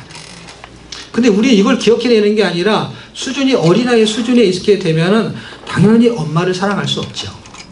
근데 이 아이가 그렇게 말했던 아이라도 이제 성숙되어지는 과정이 있을 거 아니야. 자기도 결혼하고 애 낳아보고 이렇게 살면서 보니까 똑같은 현실을 왔는데 내가 애를 안 사랑한 건 아니었거든요. 그럼 우리 엄마도 나를 안 사랑한 게 아니었는데 내가 그렇게 느끼지 못했던 거죠. 그럼 하나님이 나를 지금 사랑하고 있는 걸 우리가 못 느끼는 거거든요, 지금. 못 느끼는 거 뭘 느끼는 거냐면 자식과 엄마의 느끼는 그런 감각이 그대로 갖고 있는 거예요. 왜냐하면 이건 부모는 눈에 보이라죠. 이게 눈에 보이지도 않잖아요. 그런데 성경이 뭔가를 말해주고 있고 스토리를 전개시키는데 그걸 나를 거기다 대입을 시키지 않거든요. 이게 대입이 되고 이거 지금 나한테 예수님이 죽은 게 나 때문에 죽은 건지 아니면은 우리 며느리 때문에 죽은 건지 이 차이를 정확하게 눈치를 챘을 때 달라지는 거거든요. 내 며느리 때문에 죽은 건데 시아버지가 하나도 눈물 날 일이 없는 거예요. 그냥 며느리가 눈물 나야 되는 거지. 근데 나를 위해서 죽은 것이 느껴지면 달라지는 거잖아요. 그러니까 이거 지금 무슨 얘기냐면 이 지식이 지금 성경이 말하고 있는 예수님 십자가에 죽은 게 당신을 위해서 나 때문에 이렇게 아무리 쓰고 있어도 정말로 나 때문에 죽은 거를 내가 믿느냐 아니면 그게 정말 나한테 하는 이야기냐, 지금 구약의 스토리가 이스라엘 백성의 이야기인데 그것이 지금 나하고 관련성이 있느냐 라고 했을 때 아무 관련성이 없으면 뭐 하려고 공부를 하는 거예요 지금. 누구한테 가르치려고. 어차피 걔도 똑같이 나처럼 생각하고 공부할 텐데. 그럼 이게 이게 별 의미가 없는 건데, 지금 하나님을 사랑하기 쉬운 거는 하나님을 아는 건데, 하나님을 알아야 되는데 정확하게 몰랐다는 거예요. 그러니까 우리는 하나님이 어떤 분인지 알아요. 어떻게 하냐. 무소부재하시고 전지전능하시고 다 알아요. 다 아는데 하나님이 전지전능하시고 무소부재하는 게 여기도 있어요. 그런데 도둑놈이 도둑질하면서 그걸 알아요. 그런데도 없는 것처럼 행동하죠. 그러니까 하나님을 모르는 거죠. 하나님이 전지전능하시다는 걸 알면서도 무소부재하는 걸 알면서도 하나님이 계신데도 죄를 짓잖아요. CCTV만 있어도 죄를 안 져요. 그럼 하나님은 CCTV만도 못해요. 왜? 시시하니까. 이게 웃기는 거예요. 지금 왜? 그럼 하나님 어떤 분이에요? 전지전능 무소부재하시고 CCTV만 못하고 이렇게 자꾸 해야 되는 거야. 아무런 힘이 없어요. 하나님은. 공부만 하는 게 그냥 공부만. 이게 정말 웃기는 일이에요. 그래서 하나님이 어떤 분인지를 가리키는 게 지금 성경의 내용이거든요. 하나님이 왜 예수님 이 땅에 보내는지, 하나님이 왜 창조했는지 하나님에 대해서 아는 거거든요. 왜 하나님에 대해서 알아야 되냐? 호세아로 가보겠습니다. 호세아로. 지금 소서에서 호세아부터 출발하잖아요. 미가서에서 지금 설명할 얘기를 전체적인 흐름을 이해하고 미가로서로 가면 제가 주변 설명한 얘기를 이해해야만이 미가서는 그냥 1분도 안 걸리게 쭉 이해가 가능해요. 왜냐면 이건 이론적인 설명을 전개시키는 거니까. 호세아서 4장 6장에 여러분이 찾아보세요. 내 백성이 지식이 없어 망한다는 이야기를 하는 거예요. 하나님을 아는 지식이 없다는 거예요. 같이 찾아볼까요? 호세아 4장 6장.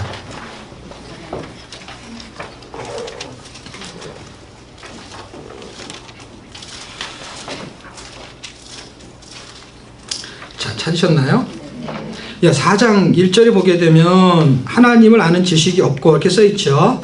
그 다음에 6절 내 백성 지식이 없으므로. 그렇죠. 자, 지금 하나님을 모른다는 얘기를 하려는 거예요. 근데 6장으로 갑시다. 6장 3절 힘써 여호와를 알자. 그렇죠? 여호와를 알아야 되는 거예요. 여호와를 알아야 되는데 하나님이 언약을 체결한 그 이유도 알아야 된다는 얘기하는 거예요. 지금 6절, 7절 아담처럼 언약을 어기고 하나님이 아담하고 언약을 했는데 뭐 때문에 언약했는지 모른다는 거예요. 지금. 자, 그러면 호세아에서 설명해 주는 이야기는 결국 하나님을 아는 지식이 없다 그랬는데 그들이 하나님을 전혀 모르냐? 그렇지 않아요. 여러분. 우리보다 하나님을 더 많이 알아요. 왜 더 많이 아냐면 그들은 역사를 갖고 있어요. 그들의 선배들이, 선조들이 하나님의 은혜를 받은 사례들을 갖고 있어요. 근데 출애굽 당시부터 그들은 하나님을 정확하게 몰랐죠. 왜냐하면 하나님에 대해서 경험이 있어요. 어떤 경험이냐면 10가지 기적, 홍해를 건너 하늘에 만나 땅에서는 반수의 생수가 나는 걸 경험했어요. 그렇죠? 그런데 그 하나님이 누군지를 몰랐다는 얘기예요. 우리는 그런 경험도 없어요. 그러니까 우리가 하나님을 안다는 건 더 어려울 수 있어요. 그런데 피장파장이에요. 왜냐하면 그 경험으로 그런 경험으로 하나님을 아는 것으로 기준을 설정하게 되면 우리는 더 하나님을 몰라야 돼요. 그런데 그렇지 않다라는 게 키예요. 보세요. 우리는 그 당시에 이스라엘 사람들보다 하나님에 대한 경험이 부족한 거 분명히 인정하죠. 그렇죠? 그런데 그들이 하나님을 몰랐다고 성경이 말하고 있죠. 그리고 어떻게 모르는 것으로 증명됐냐면 우리를 구원한 하나님은 이런 분일 거야 라고 하면서 금송아지를 만들었죠. 그러니까 그들은 하나님을 정확하게 몰랐다는 것이 증명이 됐죠. 그리고 시간이 엄청 지났겠죠. 왜냐하면 그때는 1400년경이죠. 그렇죠? 근데 이 호세아를 설명할 때는 760년경이에요. 그럼 700년이 지났다는 게 그렇죠? 700년이 지났는데도 하나님을 모르는 거야. 그러면 뭘 했냐? 하나님에 대해서 이론적인 공부를 한 거. 이 사람들도 우리하고 똑같이 11시에 예배 드려야 되면 11시에 예배 드리는 거야. 11조 해야 돼. 11조 한 거. 이거 똑같이 한 거예요. 말라기 갈 때까지. 이때부터 언제부터?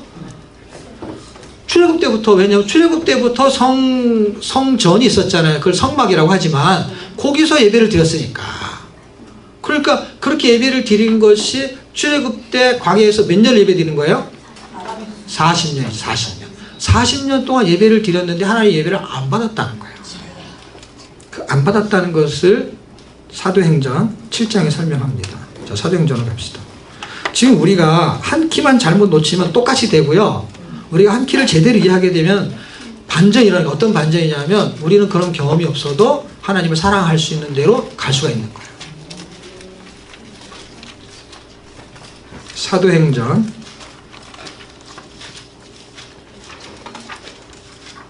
7장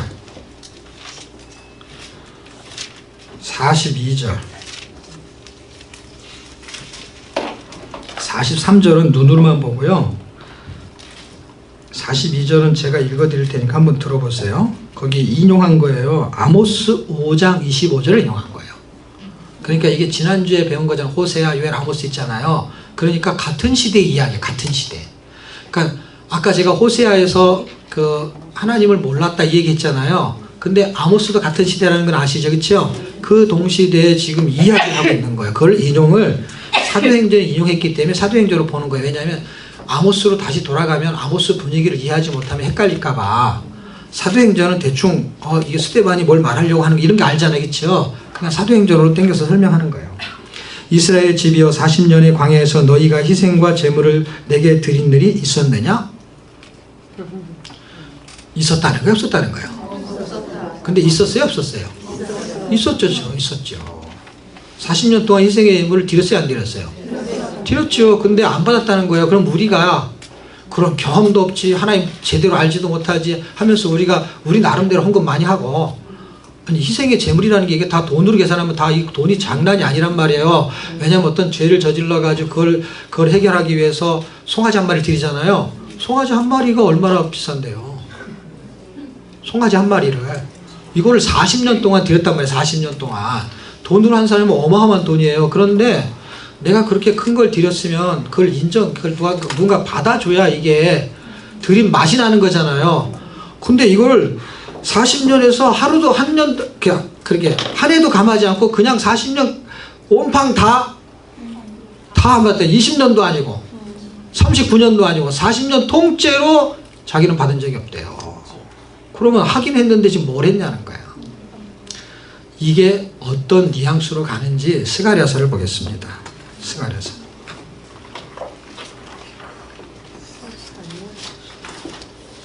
스가랴는 어딘지 아시겠죠? 학계 스가랴 말라기 할 때, 그렇죠? 네. 스가랴 7장. 자, 그 아모스서에서는 이제 사도행전이 아모스를 인용한 거니까 아모스서에서는 40년 이야기를 끄집어냈어요, 그렇죠? 스가랴서에서는 70년 얘기를 끄집어내요. 70년은 어디요? 바벨론 포로에서. 근데 아모스 그 5장 25절 그 밑에 줄까지 보면은 아까 제가 눈으로만 보세요라는 거 있었죠. 사도행전. 그 눈으로 볼 때 바벨론이라는 단어 나오는 거 보셨죠? 바벨론 포로 얘기하는 거예요. 예를 들면 바벨론 포로로 잡혀간다는 거예요. 포로로 잡혀가서 기간이 몇 년이에요? 70년이잖아요. 그러니까 이게 연결이 되는 거예요. 잘 보세요. 이게 사도행전을 읽었지만 아모스에 있는 얘기예요. 아모스에 있는 얘기는 760년 경이에요. 아직 이 사람들은 포로로 잡혀가려면 아직도 시간이 많이 남았어요. 왜냐하면 포로로 잡혀가려면 아직 100년, 150년, 200년 가까이 시간이 흘러야 돼요. 그런데 이미 하나님이 누군지도 모르고 그 희생의 재미를 드리는 엉터리 신앙생활 하는 사람들은 다 어디로 가냐면 바벨론 포로 잡혀갈 거라 이 말이에요. 그런데 잡혀가가지고 70년을 보내죠. 70년 속에서도 또 제사를 드릴 거 아니에요. 예배를 드리고 금식도 하고 그거를 여기서는 얘기하는 거예요. 스가랴서에는. 그게 5절인데요. 70년 동안 이렇게 말하죠. 그렇죠? 그러니까 여기도 한 해도 감하질 않아요. 또 69년도 아니고 막 70년, 40년에서 70년, 40년도 엄청 긴 거예요. 그 다음에 70년 동안 뭐 했냐? 너희들이 나를 위해서 금식했냐? 아니라는 거예요. 이게요. 이게 포로 잡혀갖고 억울해서 그렇지 자기들이. 금식하는 거 억울해서 금식 기도하는 거지. 이게 정말 이게 누구를 위해서? 이게 예배라는 것은 결국 뭐예요? 하나님께 드리는 거잖아요. 하나님을 위하는 거잖아요. 근데 예배도 누구를 위해서 하면 자기를 위해서 하는 거니까 자기를 위하는데 여러 번 하니까 귀찮으니까 안 하는 거지. 왜냐면 내가 귀찮을 필요가 없는 거지. 내가 나를 위해서 하는데 뭐하러 귀찮게. 근데 지금 이거는 초점이 어디에 있어요? 초점이 지금 하나님께 있는 건데 하나님께 있는 걸 알고 드리지만은 이 사람들이 하나님께 한 적은 별로 없었다는 거야. 그걸 누가 말하냐? 하나님이 말씀하잖아요. 너희가 70년 동안 5월과 7월에 금식하고 애통하였거니와 70년 동안 이렇게 5월과 7월에 금식을 매번 했다는 거예요. 그 금식이 나를 위하여 나를 위한 것이냐? 이렇게 설명하고 있어요. 너희의 먹음과 마심과 자기를 위하여 먹으며 자기를 위하여 마심이 아니냐. 이게 하나님을 위해서 예배드리고 그러니까 하나님의 살아본 적이 없다 이 말을 하는 게 좀 성경이야. 그러면 저나 여러분이나 지금 우리가 성경 공부하고 이 내용이 어떻고 역사적으로 어떻고 구조자 어떻게 설명을 하느냐 할 때 결국은 구원 역사의 핵심 키는 하나님이 어떻게 구원하셨냐의 스토리인데 사실은 어떻게 구원하셨냐 상관없이 우리가 구원 받았잖아요. 예수님이 어떻게 돌아가셨는지 우리가 본 적은 없지만 십자가에 죽으셨다고 성경에 설명하잖아요. 왜냐하면 2000년 전에 누가 영화를 찍어서 만들 수는 있지만 지금 사실 한 번도 본 적도 없어요. 그냥 성경이 있는 거를 보고 만든 거지. 최근에 만든 영화도 사실은 2000년에 살았던 사람이 만들어 놓은 영화가 아니잖아요. 그냥 성경을 토대로 스토리를 만든 것이죠. 그럼 그것이 만들어졌든 아무것도 상관없이 성경이 말하고 있는 거잖아요. 이걸 믿느냐는 거고 믿어서 구원을 받았냐는 거예요. 그럼 받았다면 그 다음에는 구원을 시킨 목적대로 살아내는 것이 구속사의 핵심인 거예요. 구속사의 핵심이 결국 구원의 스토리인 거예요. 구원의 스토리라는 게 결국 뭐냐면 정말로 엄마가 나를 그렇게 사랑했는지를 내가 알아버리는 거예요. 그러니까 하나님이 정말로 십자가에 죽으시는 것이 얼마나 찢어지는 고통인지를 내가 알아버리는 거예요. 알아버리니까 어떻게 돼요? 하나님이 나 같은 거를 위해서 저렇게 죽을 수 있는가가 하나님을 사랑하기 쉬운 거가 되는 거예요. 그게 아니니까 형식에 치우치니까 70년이고 40년이고 11조 한 번도 안 빼먹었고 여러분이 신앙생활 끝까지 죽을 때까지 11조 안 빼먹고 할 수 있고 어떤 교회는 개근상 탈 만큼 주일날 안 빠지고 예배 드릴 수 있어요. 그래서 이게 그 70년 한 해도 안 빠져. 70년 동안 40년 동안 이게 어마어마한 숫자잖아요. 그런데 누굴 위해서 했느냐 이렇게 말하는 거예요. 가인이 예배를 드리고 아벨이 예배를 드려요. 제사를 지낸단 말이에요. 그런데 아벨의 제사는 받고 가인의 제사는 안 받았어요. 그랬을 때 드리는 사람 쪽에서도 문제가 있지만 받는 사람 쪽에서도 기준이 있었다는 거예요. 무슨 뜻인지 이해가 되세요? 그 받는 쪽에서도 어떤 걸 받냐라는 기준을 분명히 갖고 계셨던 거예요, 하나님은. 그러면 그거를 아는 게 하나님을 사랑하는 거네요, 제 말은. 하나님을 사랑한다는 건 헌금을 많이 하는 게 아닌다는 게 제 말은. 그래서 제가 어떤 능력이 있냐면 10의 2조 하는 사람은 10의 1조 만드는 능력이 있어요. 제가 이렇게 설교하고 강의를 하잖아요. 그럼 다 10의 2조 하다가 다 10의 1조로 바꿔. 은혜를 받아갖고 은혜를 누구한테 받냐? 높은 뜻 업쪽에 가서 은혜를 받아서 10의 2조를 해. 대단한 능력이죠. 11조를 12조 만드는 능력이니까. 저는 더 대단한 능력. 원래로 돌아가게 만들어요. 헌금이 줄어. 이렇게 강의할 때마다 헌금이 느는 게 아니라 헌금이 줄어. 왜냐하면 믿음에서 나온 게 아닌 형식인데 형식보다 믿음이 중요하다고 말하니까 믿음이 없으니까 형식이 또 할 필요가 없는 거죠. 왜냐면 이게 지금 했는데 안 받았다고 하니까 너무 억울하잖아요. 안 하고 안 하는 게 낫겠어요? 하고 없는 꽝 되는 게 낫겠어요? 그러니까 그걸 믿음을 가지라고 한 말인데 꽝 될 바에는 안 하겠다는 거야. 그쪽으로 가는 게 그쪽으로. 그러니까 이게 정직하게 말할 수가 없는 거예요. 정직하게 말하면 헌금이 안 나오고 출석을 잘 안 하는 거예요. 이게 자기 마음을 드려야지. 근데 형식이 무시된 거는 무시되지는 않는다. 왜냐하면 믿음이 있는 사람은 형식에 치우치는 게 아니라 그 이상을 하게 되는 거야. 그러니까 초대교회 때 11조 개념보다는 사실은 그냥 있는 거를 통용하기 위해서 나눴던 거죠. 그건 10의 2조든 10의 3조든 그런 의미가 아니지. 왜냐하면 자기 있는 것을 다 갖고 온 거야. 다. 재산을 다 낸 거예요. 왜냐하면 그거는 그 이상의 기준이 움직였기 때문에. 우리는 그 이상 하기 싫으니까 딱 10의 1조만 하겠다는 거지. 네. 완전히 차이가 틀려요. 그런데 이게 우리는 서로 모르지만 하나님은 아신다는 게 어떤 거예요? 정말 그 사람이 나를 사랑해서 하는 거냐. 할 때 사랑해서 하는 것도 형식을 기준해서 나오는 거죠. 어떤 룰이 있는 거니까. 예배의 틀이라든지 아니면 헌금의 어떤 기준이라든지 이런 게 나오는 건데 그것도 그 사람이 하나님을 사랑하는 거에서. 그래서 두 랩돈을 드리든 아니면 옥합을 깨든 그것은 기준이 어디 있어요? 금액이나 액수에 있는 게 아니라 하나님을 사랑하는 거. 그러니까 사랑하는 게 먼저지 액수가 아니라는 것이죠. 그러니까 하나님을 내가 정말 사랑하느냐라는 것이 없으면 어떤 일이 발생하느냐? 어마어마한 일이 발생해요. 미가서에서 설명하고 싶은 이야기는 결국 328쪽 봅시다. 328쪽에 보면 굵은 글씨, 본문에 보면 본질적인 죄, 미가서 1장 3절, 본질적인 복음, 미가서 4장 7절, 그 굵은 글씨 보이세요? 예, 거기에 보시게 되면, 미가서 1장 5절 한 대여섯 줄 밑에 보면은 성역 구절 있죠? 중간. 미가서 1장 5절.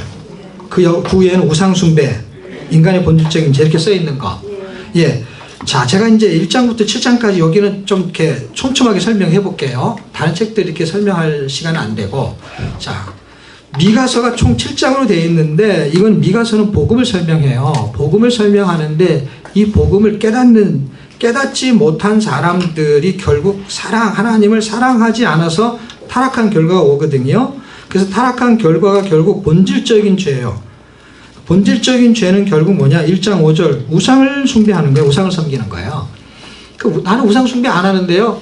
여러분 성경을 이렇게 신약으로 쭉쭉 가잖아요. 신약으로 갈 때 불순종도 우상 숭배로 들어가요. 그건 누가 말했냐면은 그 사울이라는 초대 왕이 하나님의 말씀 사무엘이 전달하는 걸 자꾸 안 듣잖아요. 그렇죠? 그래서 순종이 제사보다 낫다 하는 거 기억하시죠? 네, 그것만 기억나죠? 그 전후 문맥을 읽어보게 되면은 하나님의 말씀에 순종하지 않는 거는 사술의 죄, 우상한테 절하는 죄와 같다. 이렇게 동일시시켜놨어요. 자, 그러면 신약시대로 와서요.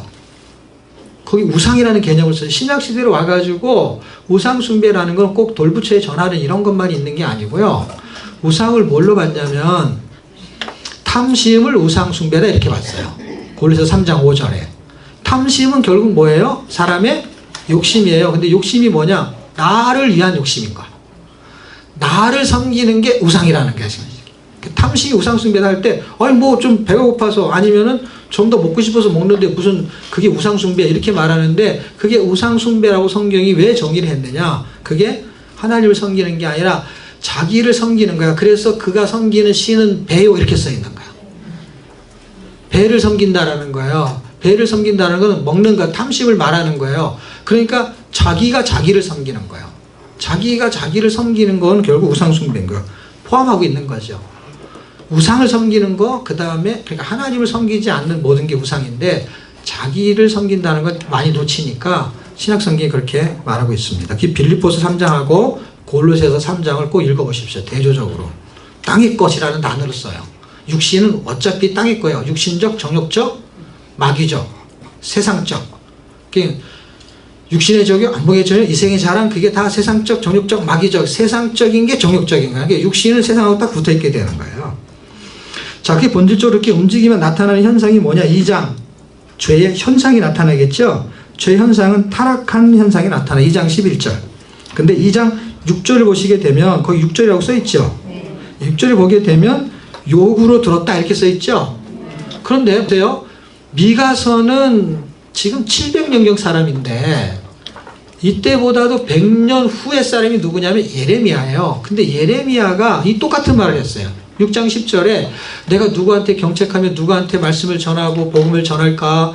야, 내가 어디에서 말을 해야 될까? 왜 그렇게 말하냐면 사람들이 그 예레미야가 하나님의 말씀을 전하잖아요. 그럼 사람들이 하나님의 말씀을 욕으로 여겼다 이렇게 써 있어요. 자 보세요. 100년 이상의 차이. 그냥 간단히 말하면 100년 차이가 나요. 그런데 예레미야를 기준으로 말하면 100년 전에 미가가 말할 때에는요. 사람들이 움찔거렸어요. 그러니까 약간 놀랬단 말이에요. 왜냐하면 어떻게 말하냐. 미가가 이렇게 우상숭배하고 이렇게 하게 되면 3장에 예루살렘은 다 멸망할 거야 이렇게 말했다는 얘기야. 그 오른쪽에 보면은 329쪽에서 위에서 두 번째 보면 이런 제약으로 건축된 시온과 예루살렘 결국 무너집니다. 이 얘기를 누가 했냐. 3장 12절에 미가가 한 거예요. 그러니까 예루살렘이 초토화가 될 거다 이 말을 했어요. 그런데 이 말이 언제 이루어지냐. 예레미야 때 이루어져요. 그런데 예레미야가 이 똑같은 말을 해요. 왜냐하면 하나님이 미가를 통해서 전한 메시지잖아요. 그러니까 예레미야를 통해서도 똑같은 메시지를 전하는 거예요. 똑같은 메시지를 전하는데 똑같이 욕으로 여겼어요. 똑같네요? 안 똑같아요. 왜 안 똑같냐면 욕으로 여긴 건 똑같은데요. 행동이 달라요. 미가가 말했을 때는요. 히스기야가 그때 왕이었거든요. 히스기야가 두려워했어요. 그러니까 종교개혁도 하고 한 거예요. 근데 예레미야 때 똑같은 말을 해요. 여호야김이 두려워하기는요. 이렇게 말한 사람이 두려워해야 돼요. 왜냐하면 잡아 죽이니까. 그러면서 제가 말한 그 뉘앙스를 가지고 예레미야 읽으면 미가 얘기를 예레미야가 해요. 미가 얘기를 왜 얘기하냐면 그때 100년 전에 미가가 있을 때는 두려워했는데 너희들은 두려워하는 놈도 하나도 없다는 거예요. 욕으로 여기는 정도가 아니라 하나님의 말씀을 욕으로 여기고 하나님의 말씀을 전한 선지자를 잡아 죽이는데 우리아라는 선지자는 애굽에 도망갔을 때 애굽까지 쫓아가서 잡아 죽였다 이렇게 써 있어요. 그리고 예수님이 오셨어요. 예수님이 오셨을 때 예수님이 말하는 거를 예수님이 말하면 아멘하고 들어야 되는데 천만의 말씀이요. 예수님을 잡아 죽였어요. 무슨 말인가 아시겠어요? 그리고 2000년이 지났어요. 지금 없어서 못 잡아 죽여요.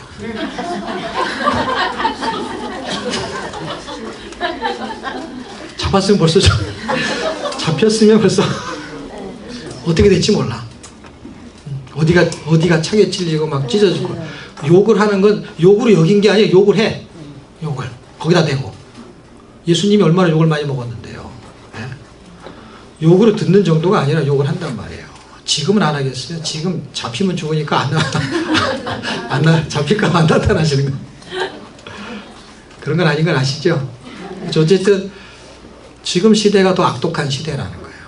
그런데 왜 이렇게 됐냐는 거예요. 그거는 하나님이 누군지를 몰랐어요.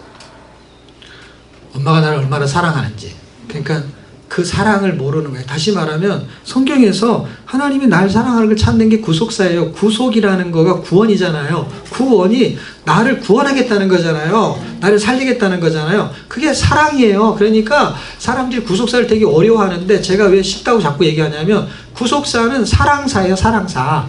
나를 사랑한 내용을 쓰고 있는 거예요. 내용을. 그래서 자꾸 구약을 읽으면은 엄마한테 얻어 터진 것만 기억하는 거예요. 지가 잘못해놓고 맞은 거를 엄마는 자꾸 나를 때린다는 거예요. 지금 성전 날라가죠. 막 포로 잡혀가죠. 하나님 무섭다는 거예요, 자꾸. 근데 하나님이 무서운 분이 아니라 하나님이 이들을 징계하고 심판하는 거에 대한 왜 그런지를 모르는 건데 자기가 엄마가 되면 그때 아는 거거든요. 자기는 아마 더 잡아뺐을지도 몰라. 예? 지금 타락한 현상을 설명하고 그 타락한 결과가 뭐냐 할 때 3장이 결과를 설명하는 거예요. 그게 3장 12절 멸망이다 이거예요. 그게 지금 여러분 그 328쪽 맨 위에 보면 미가 해놓고 여기 있겠네요. 이렇게 돼 있는 거 있죠? 이렇게 돼 있는 거에 1장에 3장까지는 본질적인 죄잖아요. 1장 우상숭배 본질적으로 우상숭배하는 게 자기만 섬기는 거거든요. 2장 교만한 형태로 나타나는 거예요. 하나님도 없는 거예요. 자기한테는. 엄마가 뭐가 아무도 없는 거예요. 자기만 위해서 하는 거예요. 결과 어떻게 되냐? 멸망이에요. 그게 본질적인 죄에 대한 거예요. 우상숭배와 교만은 결국 멸망이에요. 근데 복음은 뭐예요? 다시 살려내는 거예요. 이거를요. 살려내는 거 어디서부터 나오냐? 4장부터 나오겠죠. 그런데 놀라운 거예요. 여기 그리스도가 나온다는 그리스도가. 우리가 잘 아는 건 5장 2절이죠. 왜냐하면 베들레헴에서 난다 그 얘기죠. 근데 그 이야기를 그렇게 토막토막 알면은 미가서는 모르는데 미가서 5장 2절만 아는 거예요. 뭘로? 베들레헴에서 난다고 미가가 말했다는 거예요. 그 미가가 그때 그 얘기를 뜬금없이 왜 하냐고요.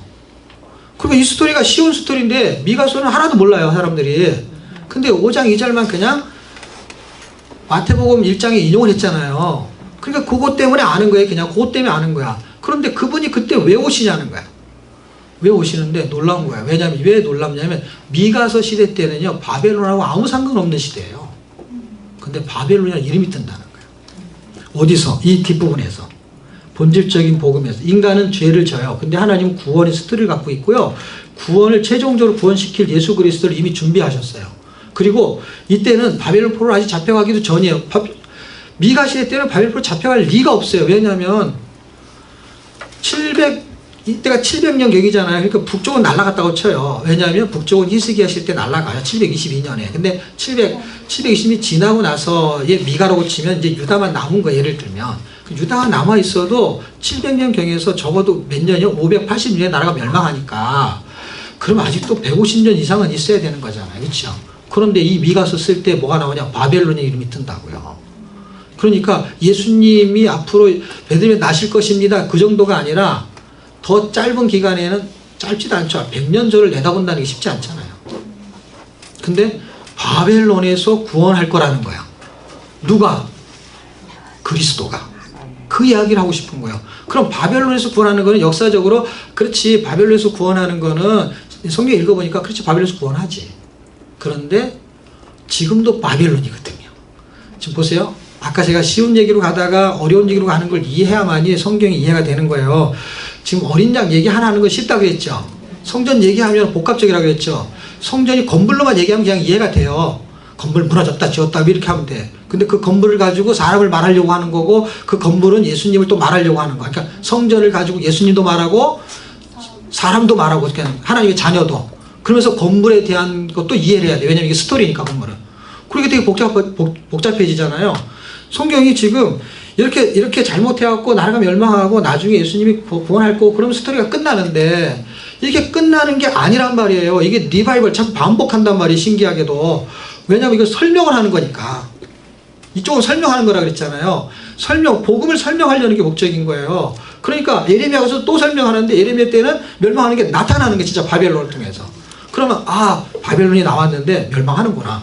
그 다음에 또 시간이 한참 지나가지고 예수님이 오셨는데 미가가 말한 대로 오셨구나. 이렇게 하면은 스토리가 딱 맞아 떨어지는 거예요. 그런데 그 정도가 아니란 말이에요. 왜 그 정도가 아니냐면 지금 우리가 사는 이 땅의 이 시기는요. 그 이상을 가지고 있는 시간차를 가지고 봐야 되기 때문에 지금 이 당시 이렇게 말할 때 이 당시 사람들은 예수님이 그때 오신다는 거, 베들레헴 오신다는 거 본 사람 아무도 없어요. 그 다음에 바벨론에서까지 가서 너희를 구원할 거를 할 때 이 사람들은요 바벨론에 가기 전에 다 죽었을지도 몰라요. 왜냐하면 그때 태어나도 100년 이상 안 살면 다 죽었으니까. 근데 성경은 계속해서 말하는 거를 우리는 다 진행된 상태에서 보고 있는 거잖아요. 지금 보고 있는데 앞으로 일어날 것은 아직 우리가 볼 수가 없죠. 100년 있다 일어나도 못 보고 1000년 있다 일어나도 못 봐요. 못 보는데 이것처럼 이게 무슨 말인지를 알면은 이게 보인단 말이야.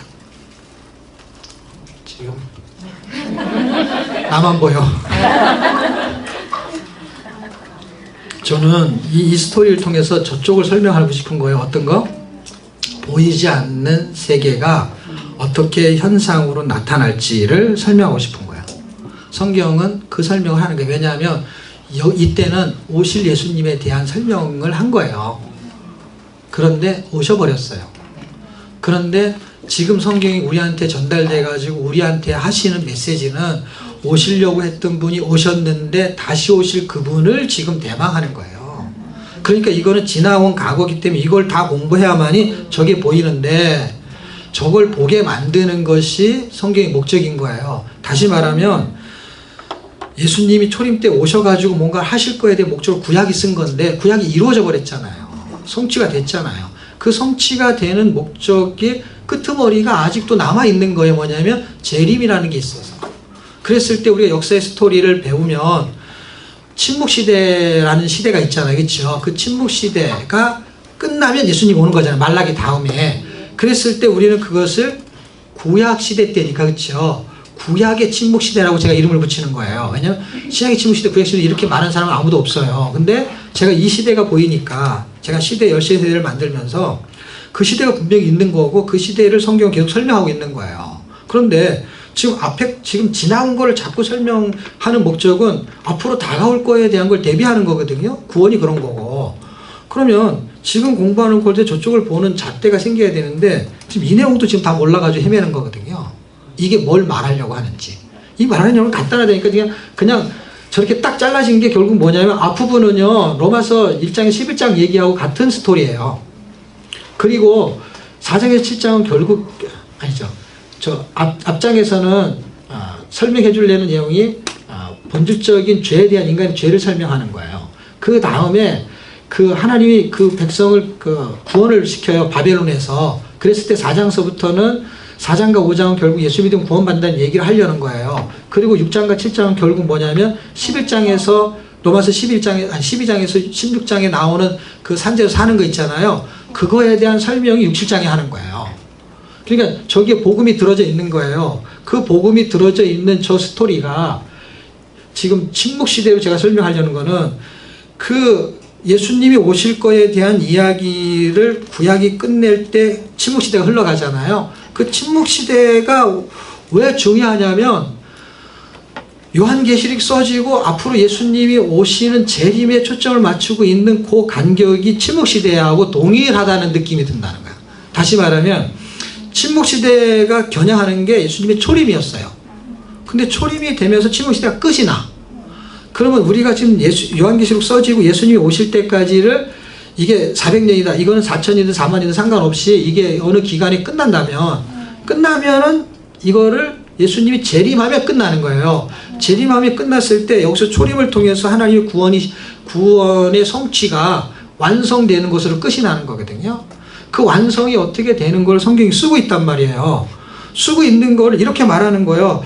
그 베들레헴에서 예수님이 나실 거야 라는 것처럼 예수님이 언젠가 다시 오실 거야 할 때 오시면 어떤 일이 발생하는 거야 라는 걸 쓰고 있거든요. 어떤 일이 발생하는 걸 지금 겨냥하고 있는 거예요. 성경 전체 스토리가. 그러면 여기서 여기서 바벨론이라는 게 왜 중요하냐? 지금이 딱 바벨론인 거예요. 다니엘을 공부를 좀 더 이렇게 조밀하게 해야 되는데 바벨론 시대인 거예요. 바벨론. 자 보세요. 바벨론이라는 단어가 이때 나오면 안 되는 거거든요. 원래는. 지나간 걸 말하는 건 되지만 앞으로 한참 있다 나타날 나라를 먼저 말하고 있는 거예요. 그리고 거기에 잡혀가는 이야기를 하고 있다는 거예요. 자 거기를 한번 볼까요? 성경을 가지고. 미가서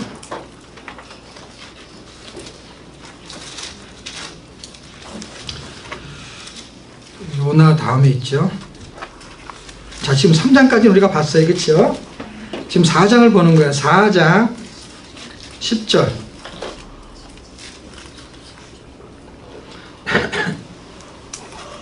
찾으셨나요? 네. 4장 10절에 보면은 한 세 번, 네 번째 줄에 보면 또 바벨론까지 이르러 거기서 구원을 얻으리니 지금 바벨론에 포로 잡혀간다는 얘기를 하려는 거예요. 근데 바벨론 포로 잡혀갔다 여기서 뜬금없이 하는 게 되게 웃기는 거예요. 근데 지금 6절서부터 이스라엘 포로에서 돌아오게 하겠다는 포로 아직 잡지도 않았거든요. 그리고 포로 어디서 잡힐 거? 바벨론에 잡힐 것까지 다 말을 해버렸어. 거기서 구원하리니 그럼 거기서 누가 구원한다는 거예요? 5장 2절 베들레헴에서 나시는 그리스도가 구원한다는 거예요. 구원자 그리스도가 이분이 구원한다는 얘기를 하려는 거예요. 그런데 역사 속에서 바벨론이 그래서 구원받을 때 이 예수님을 설명할 수 있는 책은 별로 없어요. 그런데 이게 그리스도가 구원한다는 거는 이사야가 말한 임마누엘이라는 단어가 있어요. 임마누엘이 구원한다고 써 있어. 이사야 8장 8절에 임마누엘이라는 단어가 왔다요. 한 징조를 보이는데 임마누엘이에요. 그 임마누엘이 누구냐? 임마누엘이 그리스도라는 거는 이미 이사야를 통해서 다 설명이 됐어요. 그래서 그 임마누엘이 하나님이야. 예수님이야. 그분이 구원하시는 거예요. 그래서 구원하는데 구원의 스토리를 한번 보여줬어요. 그 보여줬는데 이게 동시대에 쓰고 있는 거예요. 동시대에 미가는 장소를 설명하는 거고 이사야는 누구한테 나냐? 처녀에게 난다. 이 이야기를 하는 거예요. 그러면서 그 임마누엘이 구원한다. 그래서 구원의 그 현상적인 체험을 한번 시키는데 히스기야 시대 때에 그 사내립이 내려왔을 때 아수르 군사 18만 5천 한 번에 날려버리잖아요. 그런 구원을 설명하는 거예요. 바벨론에 갔을 때도 결국에는 그 구원자가 구원하겠다. 결국 하나님이죠. 구원하겠다는 거예요. 그런데 그렇게 구원하는 바벨론하고 지금 앞으로 멸망할 나라의 바벨론 그 다음에 종말적인 바벨론일 때 이 단어를 바벨론으로 쓴다니까 성경이. 다니엘서에서 핵심 키가 결국은 세상 나라의 키를 뭘로 잡냐면 바벨론으로 잡아요. 그때 금신상의 금은 동철을 예수님이 오실 때는 그 철 로마를 날리면서 예수님이 십자가에 달리시는 거예요. 그 여자의 후손이 뱀의 후손의 그 머리를 밟기 시작하는 거거든요. 자, 그게 로마 시대 때 이루어지는데 그 로마 시대 때에 그 시대 때 로마 베드로 전후서를 쓸 때에 베드로가 뭐라 그러냐면 로마에 있는 교회에게 편지를 쓰면서 바벨론에 있는 교회에게 편지를 쓴다 이렇게 써버려요. 그러니까 보세요. 지금 여기서는 역사 속에서 바벨론이에요. 예수님 당시 초대교회 당시 물론 하늘나라에 가셨다 하더라도 그 시대 때에 그 시대 때는 로마 시대인데 성경은 바벨론이라는 단어를 쓴다는 거예요. 그리고 역사 속에서 바벨론이 있었냐? 있었죠. 왜냐하면 미가 시대가 좀 지나면 바벨론이 뜨죠. 근데 그 바벨론이 뜨는 그 핵심 키를 뭘로 잡고 있느냐 할 때 세상 나라라는 키로 잡고 있는 거예요. 그러니까 요한계시록 갈 때는 그 세상 나라의 키를 짐승으로 설명하는 거고 내 나라의 핵심 키를 뭘로 잡냐면 바벨론으로 잡은 거예요. 그러니까 바벨론이 70년 만에 멸망하게 되면은 내가 너희를 고토로 돌아오게 하겠다라고 하는 포로에서 기한이 여기서 바벨론은 지금 이중적인 설명을 하려고 하는 건데 이중적인 설명을 여기서부터 하려면 굉장히 복잡해지니까 근데 설명은 어디서부터 해야 되냐? 여기서부터도 할 수 있고 그 베드로에서 가서도 할 수 있고 그 다음에 다니엘서에도 할 수 있어요. 왜냐하면 이 바벨론의 키는 바벨이라는 신할 땅에서부터 출발하니까 그래서 바벨탑을 쌓은 사람들 다 날려버리고 흩어지만은 바벨탑은 여전히 그냥 갖고 계시다고요. 그 바벨탑이 현상적으로 나라로 나타나는 게 바벨론이고, 그 바벨론은 세상 나라로 설명을 했을 때 잘 기억해 보십시오.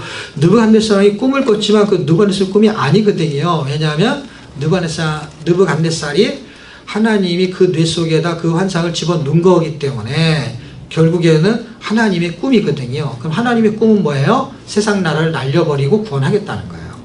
그걸 느부갓네살을 통해 가지고 하나님의 꿈을 드러내는 거예요. 그러니까 꿈은 누가 꿨어요? 느부갓네살 꿨지만 그 꿈은 누구 꿈이에요?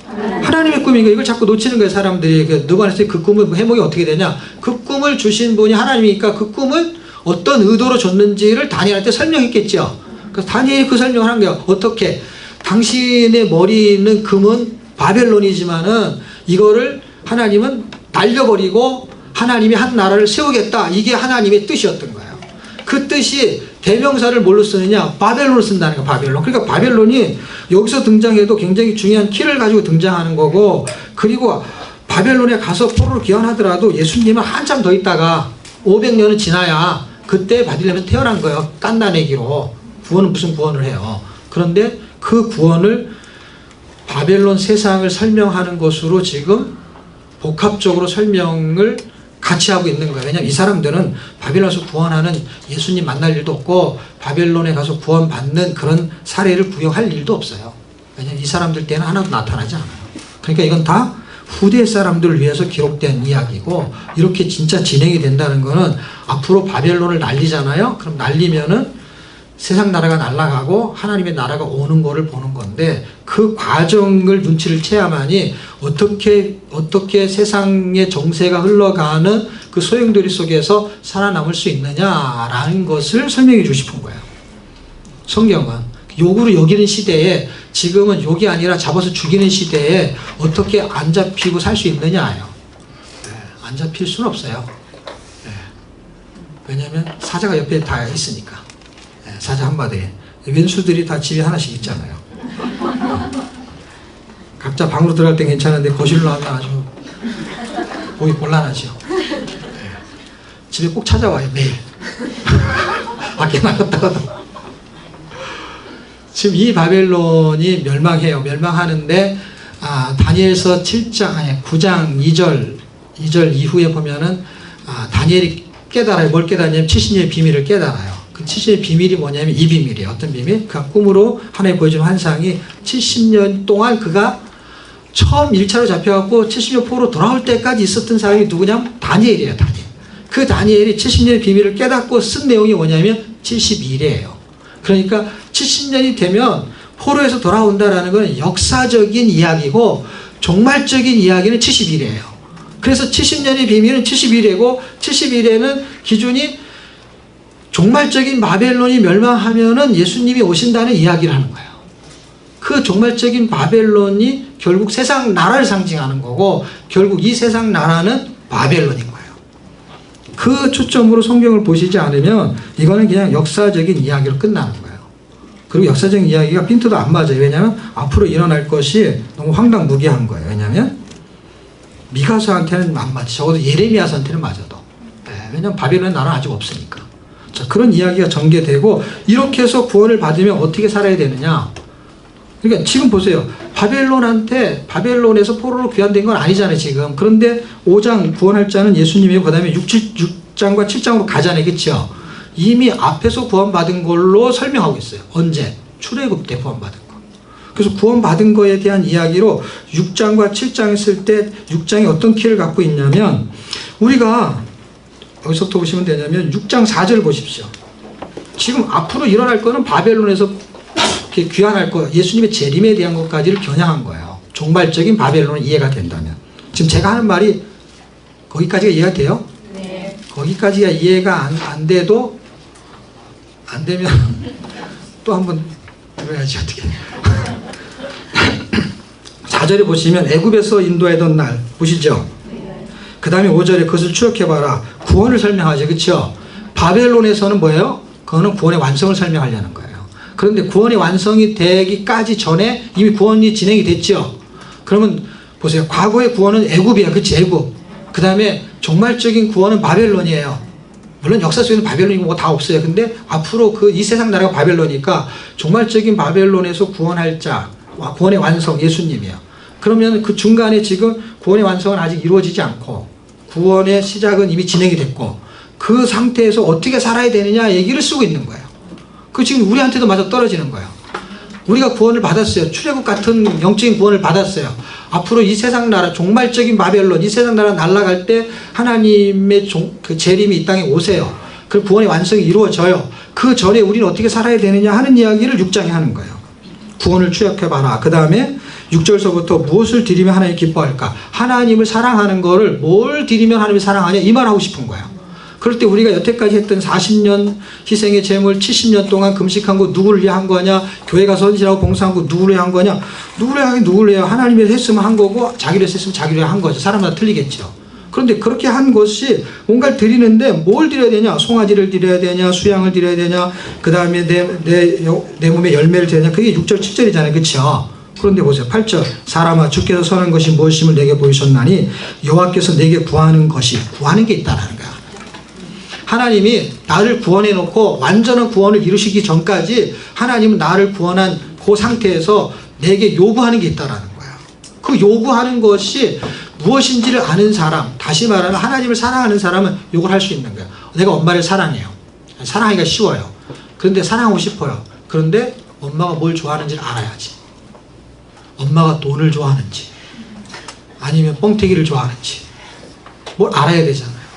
근데 엄마는 뻥튀기보다 돈을 좋아하세요. 엄마를 사랑하는 방법 간단해요. 용돈을 드리면 돼요. 네, 아주 간단합니다. 많이 사랑하고 싶으세요? 많이 드리세요. 자주 사랑하고 싶으세요? 자주 드리세요. 방법이 없어요. 그런데 지금 성경이 똑같은 얘기예요. 지금 하나님이 나한테 구하는 게 있다는 게 지금 설명 다 해놓고 끄트머리 가가지고 구하는 게 있다는 게 그런데 송아지 그거 싫다는 거예요. 40년 동안 그 송아지 드리는데 그런 거 싫다는 거예요. 지금 이 사람들이 왜 불순종하고 타락했냐면요. 하나님을 사랑하지 않았어요. 그 다음에 어떻게 해요? 하나님을 사랑하는 지식이 없었어요. 그러니까 하나님이 누군지를 몰라요. 그러니까 하나님이 누군지를 모르니까 금송아지 같은 거 뭐 다른 걸로 하는 거예요. 물론 하나님을 사랑한다고 하는 거예요. 그런데 하나님이 누군지를 잘 몰랐던 거예요.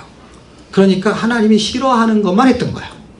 하나님이 좋아하는 뭔가를 하는데 엄마를 위해서 뭔가를 사랑하려고 하는데 엄마가 원하는 게 아닌 걸 할 수 있으니까 엄마가 뭘 좋아하는지를 몰랐던 거예요. 그러니까 하나님을 사랑하는 거, 엄마를 사랑하는 거 쉬울 수 있어요. 왜냐하면 일단은 느끼는 거야. 내가 얼만큼 사랑을 받았느냐. 그 다음에 하나님이 누군지를 알아야 되는데요. 사랑하고 싶은 마음이 생겼어요. 그 다음에가 중요해요. 그 다음에는 하나님이 뭘 좋아하시는지를 아는 거예요. 그런데 뭘 좋아하냐 할 때 보세요. 예를 하나만 더 드릴게요. 빌립보서 3장 8절에는요. 바울이라는 사람이 하나님을 섬기는 예로요. 스데반 죽이는데 동조했지요. 그 다음에 그런 사람들 잡아 죽이는데 큰 몫을 했지요. 그거를 뭐라고 자기도 쓰고 있냐면 그거를 하나님 섬기는 예로 여겼다는 거예요. 왜냐하면 이게 하나님이 좋아하는 거로 생각한 거예요. 그런데 하나님이 싫어하는 일이었던 거예요. 왜 네가 나를 핍박하네 이렇게 되어버렸어요. 그가 누구를 몰랐던 거예요? 하나님이 뭘 좋아하고 뭘 싫어하는지를 몰랐던 거예요. 자기는 하나님을 사랑한다고 한 거예요. 섬긴다고 한 거예요. 그런데 그가 이걸 진짜 알아버렸어요. 빌립보서 3장 8절에 자기가 그리스도를 아는 지식이 고상하다는 걸 알게 됐어요. 그러니까 하나님이 어떤 분인지를 알기 시작한 거예요. 이 사람이. 그러면서 달라진 거예요. 디모데후서 3장 7절에는요. 그냥 아무리 배우나 진리의 지식에 이르지 못한다 이런 내용이 있습니다. 그런데 골로새서 3장 10절에는요. 지식에까지 새롭다. 새로운 지식이 있다는 거예요. 다시 말하면 우리가 공부하는 건 지식이에요. 그런데 지식에 멈추는 것이냐 아니면 진리에 이르는 지식이냐 이거예요. 그럴 때 그냥 우리가 하나님은 무소부지하시고 전도전능하시고 그러면 그냥 하나님에 대한 지식을 아는 건 맞아요. 그런데 그분이 전지전능하시고 무소부지하시다는 지식이 진리로 오게 되면요 달라지기 시작하는 거예요. 우리가 지금 공부하는 거는 헛된 건 아니에요. 그런데 이게 그냥 아무리 많이 배워도 진리의 지식에 이르지 못해. 그냥 지식으로 끝나. 진리를 말하고 싶은 건데. 근데 이게 진리의 지식에 이르게 된다는 것을 발견한 게 누가? 바울이 그리스도를 아는 지식이 생겨버렸어요. 하나님을 알기 시작했어요. 그러니까 하나님이 싫어하는 걸 안 하고 하나님이 좋아하는 걸 하기 시작한 거예요. 그 출발이 결국 내가 죽고 예수가 사는 거거든요. 엄마가 좋아하는 거, 부모님이 좋아하는 걸 하려고 할 때 뭐의 싸움이냐면, 저도 생각해 보니까 우리는 새로운 지식들이 있잖아요. 어떤 게 더 빠르고 어떤 게 더 좋고. 근데 나이가 드신 분들은 그게 느리고 별로 안 좋아도 그거를 좋아하는 거예요. 왜냐면 우리가 빠르게 하는 어떤 것들에 대해서 지식이 없어요. 지식이 부족해. 설명하잖아요. 핸드폰을 하나 바꿔드려야 돼. 그래서 부모님 거를 바꿔드렸어요. 바꿔드렸는데 그냥 폴더폰을 원하시는 거예요. 그럼 부모님 원하는 걸 해주는 게 사랑이야. 폴더폰을 했는데 폴더폰을 딱 넘기면은 스마트폰 아니고 폴더폰. 그 스마트폰을 근데 딱 넘기면 화면이 나오는데 그놈은 스마트야. 그래갖고 얼마나 복잡한지 몰라요. 왜냐면 이거 어떻게 하는 거냐는 거야. 왜냐면 그냥 옛날에 스마트폰 아니 폴더폰 그냥 이렇게 터치 안 되는 거, 그게 좋은 거야. 근데 우리는 이게 폴더라도 이게 좋은 거야. 왜냐면 이걸 할 줄 아니까. 이걸 못하는 사람은 이게 안 좋은 거예요. 왜 안 좋은 거냐면 아무거나 막 눌러지는 거야. 그냥. 그래서 이게 안 된다는 거야. 근데 왜 글로 갔냐는 거야. 왜냐면 살짝 당기만 해도, 그리고 이렇게 당면은 글로 가버리는 거야. 그러니까 이게 다시 돌리는데 어떻게 돌리는지를 모르는 거야. 굉장히 쉬운 건데 전혀 알 수가 없으니까 이게 되게 안 좋은 게 돼버린 거죠. 별 차이가 없는데 그런 차이가 있다라는 것이죠. 그거 진리의 지식에 이르는 게 필요하거든요. 그러니까 제가 자꾸 수단이 필요하지만 수단이 목적하는 걸 놓쳐버리게 되면 지식은 있는데 진리를 몰라버리는 그 이상한 현상이, 그냥 신앙생활 한 수십 년 하는 동안에 한 몇 년 그렇게 할 수 있는 건 괜찮은데 수십 년 그렇게 하면 이상하잖아요. 수십 년 동안 진리는 모르고 지식만 이거 배웠다 저거 배웠다 계속 공부를 하는데 계속 그 말하려고 하는 성경의 핵심 포인트는 그리스도인데 그리스도만 모르잖아요. 딱 다른 건 다 아는데, 그리고 몰라도 되는 건 많이 알고 알아야 되는 건 몰라. 그게 지금 우리 현상이거든요. 알아야 되는 거 하나만 알게 되면요, 지금 제가 말하려고 하는 초점을 잡을 수 있어요. 지금 저 사람은 성경을 막 가리키려는 게 아니라 성경이 말하려고 하는 핵심 포인트를 먼저 설명하고 싶은 거예요. 이건 나중에 공부하면 되거든요. 그러면 원하는 게 뭐냐는 거예요. 그런 거 헌금 내는 거 필요 없냐? 헌금 필요해요. 왜냐하면 목사한테는 필요해. 근데 하나님 필요가 없어. 그러니까 헌금은 내야 되는데 하나님은 헌금 그거 지금 다 번제물 이게 다 헌금이잖아. 수양 이게 다 헌금이잖아요. 근데 그거 원하는 거 아니라잖아 지금 성경이. 그럼 뭘 원하는 거예요? 오직 공의를 행하고 인자를 사랑하게 쭉 읽으면서 9절에 가기는 완전한 지혜, 주님의 이름을 경외함이라. 그러면서 끝머리 읽어보면 너희는 매를 순위받고 그것을 정하신 자를 순종할지라. 순종하는 거 원하는 거야. 알고 봤더니. 엄마 말 하나도 안 들으면서 자꾸 용돈만 갖고 온 애한테 하고 싶은 말이 있다면 이거 안 갖고 와도 되니까. 돈이 필요 없다는 게 아니라 엄마가 사랑하니까 자식을, 이 돈이 필요 없어서가 아니라 이 돈이 필요하지. 왜냐면 그걸로 용돈도 쓰고 하니까. 근데 엄마는 진짜 원하는 거는 이 돈이 아니고 너라는 거죠. 너. 그러니까 지금 성경이 원하는 건 뭐냐면 나에 있는 부산머리, 물질, 지식, 재능 이런 게 아니고, 물론 그걸 포함해요. 하나님은 나를 원한다. 너를 드렸으면 좋겠다. 예배가 그러니까 나를 드리는 거야. 그러면 지금 제가 말하는 거와 이거하고 같이 일맥상통하는 것이 신약에서도 말해야 되냐? 말하지. 어떻게 해요? 로마서 12장 1절에 가면은 나를 원한다는 게 산재물이잖아요. 나를 산재물로 드리니까 나를 원하는 거지 헌금을 많이 하라 이게 아니잖아요.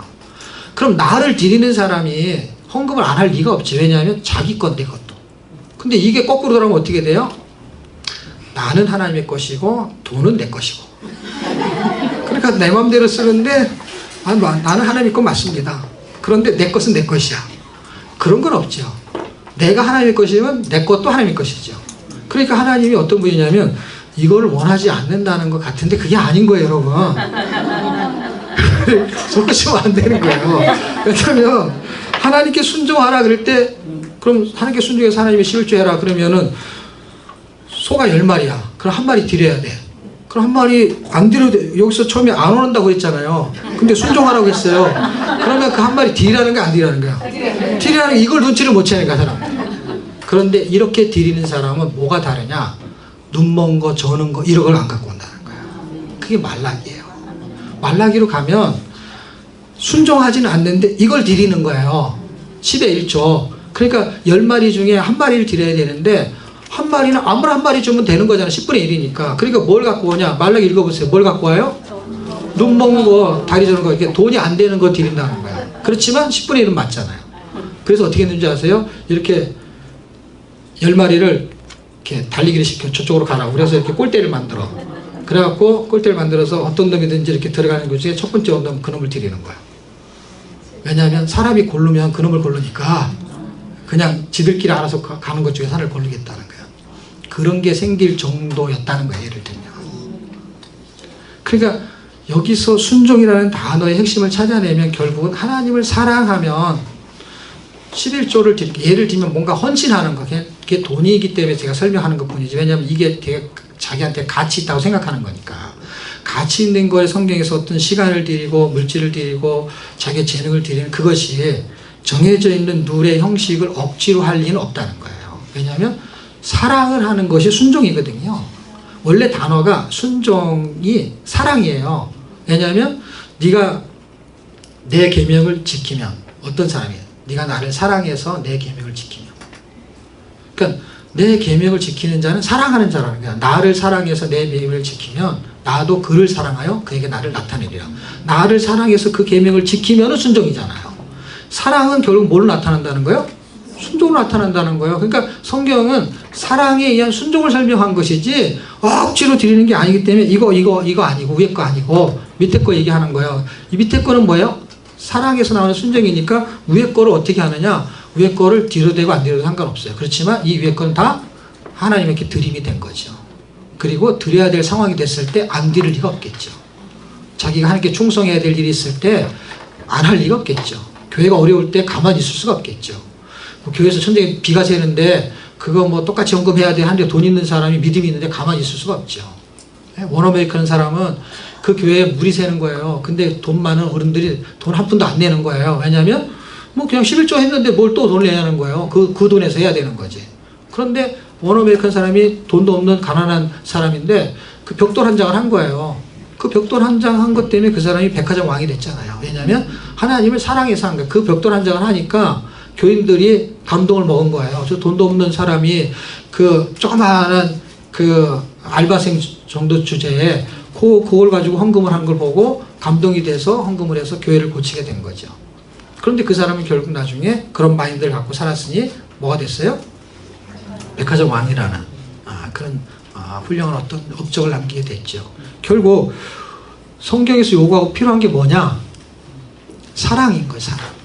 하나님을 사랑하면 하나님께 순종할 수 있고 하나님을 경외할 수 있고 하나님께 예배할 수 있는 거고 그 다음에 산재의 삶을 살아갈 수 있는 사랑하기가 쉽게 말합시다. 좀 더 쉽게 사랑하기가 좀 쉬운 것이죠. 산재물로 살기가 쉬운 거니까 결국 뭐예요? 원수를 사랑하기도 쉬워지는 거죠. 그러니까 이걸 사랑 쪽으로 해석을 하게 되면 그 다음에 나훔, 그 다음에 하박국, 스바냐는 여러분이 책으로 읽어보시면 아주 자세하게 잘 쓰였습니다. 네.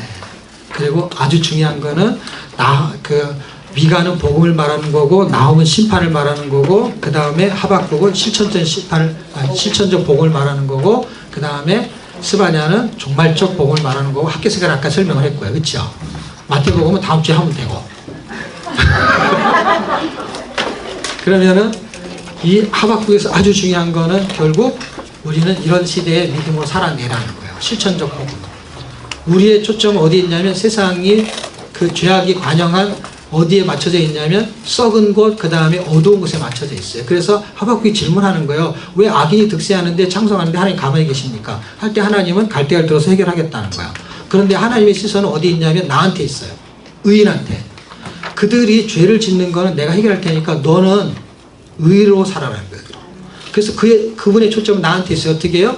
내가 이런 상황에서도 하나님은 내가 의로 살기를 원하는 거예요. 내가 화가 나가지고 확 죄를 짓잖아요. 그럼 이렇게 말하는 거예요. 죄인이 죄 짓는 건 당연하다는 거예요. 근데 의인이 죄를 지면 부당하다는 거예요. 그런데 죄인은 한 번도 부당하게 산 적이 없다는 거예요. 놀랍지 않습니까, 여러분? 죄인이 부당하게 산 적이 없어요. 죄인이 언제든지 합당하게 살아. 죄인이 합당하게 사는 건 뭐예요? 죄를 짓는 거예요. 그 죄인이 그렇게 사는 건 합당한 거예요. 사과나무가 사과 열매를 맺는 건 합당한 거예요.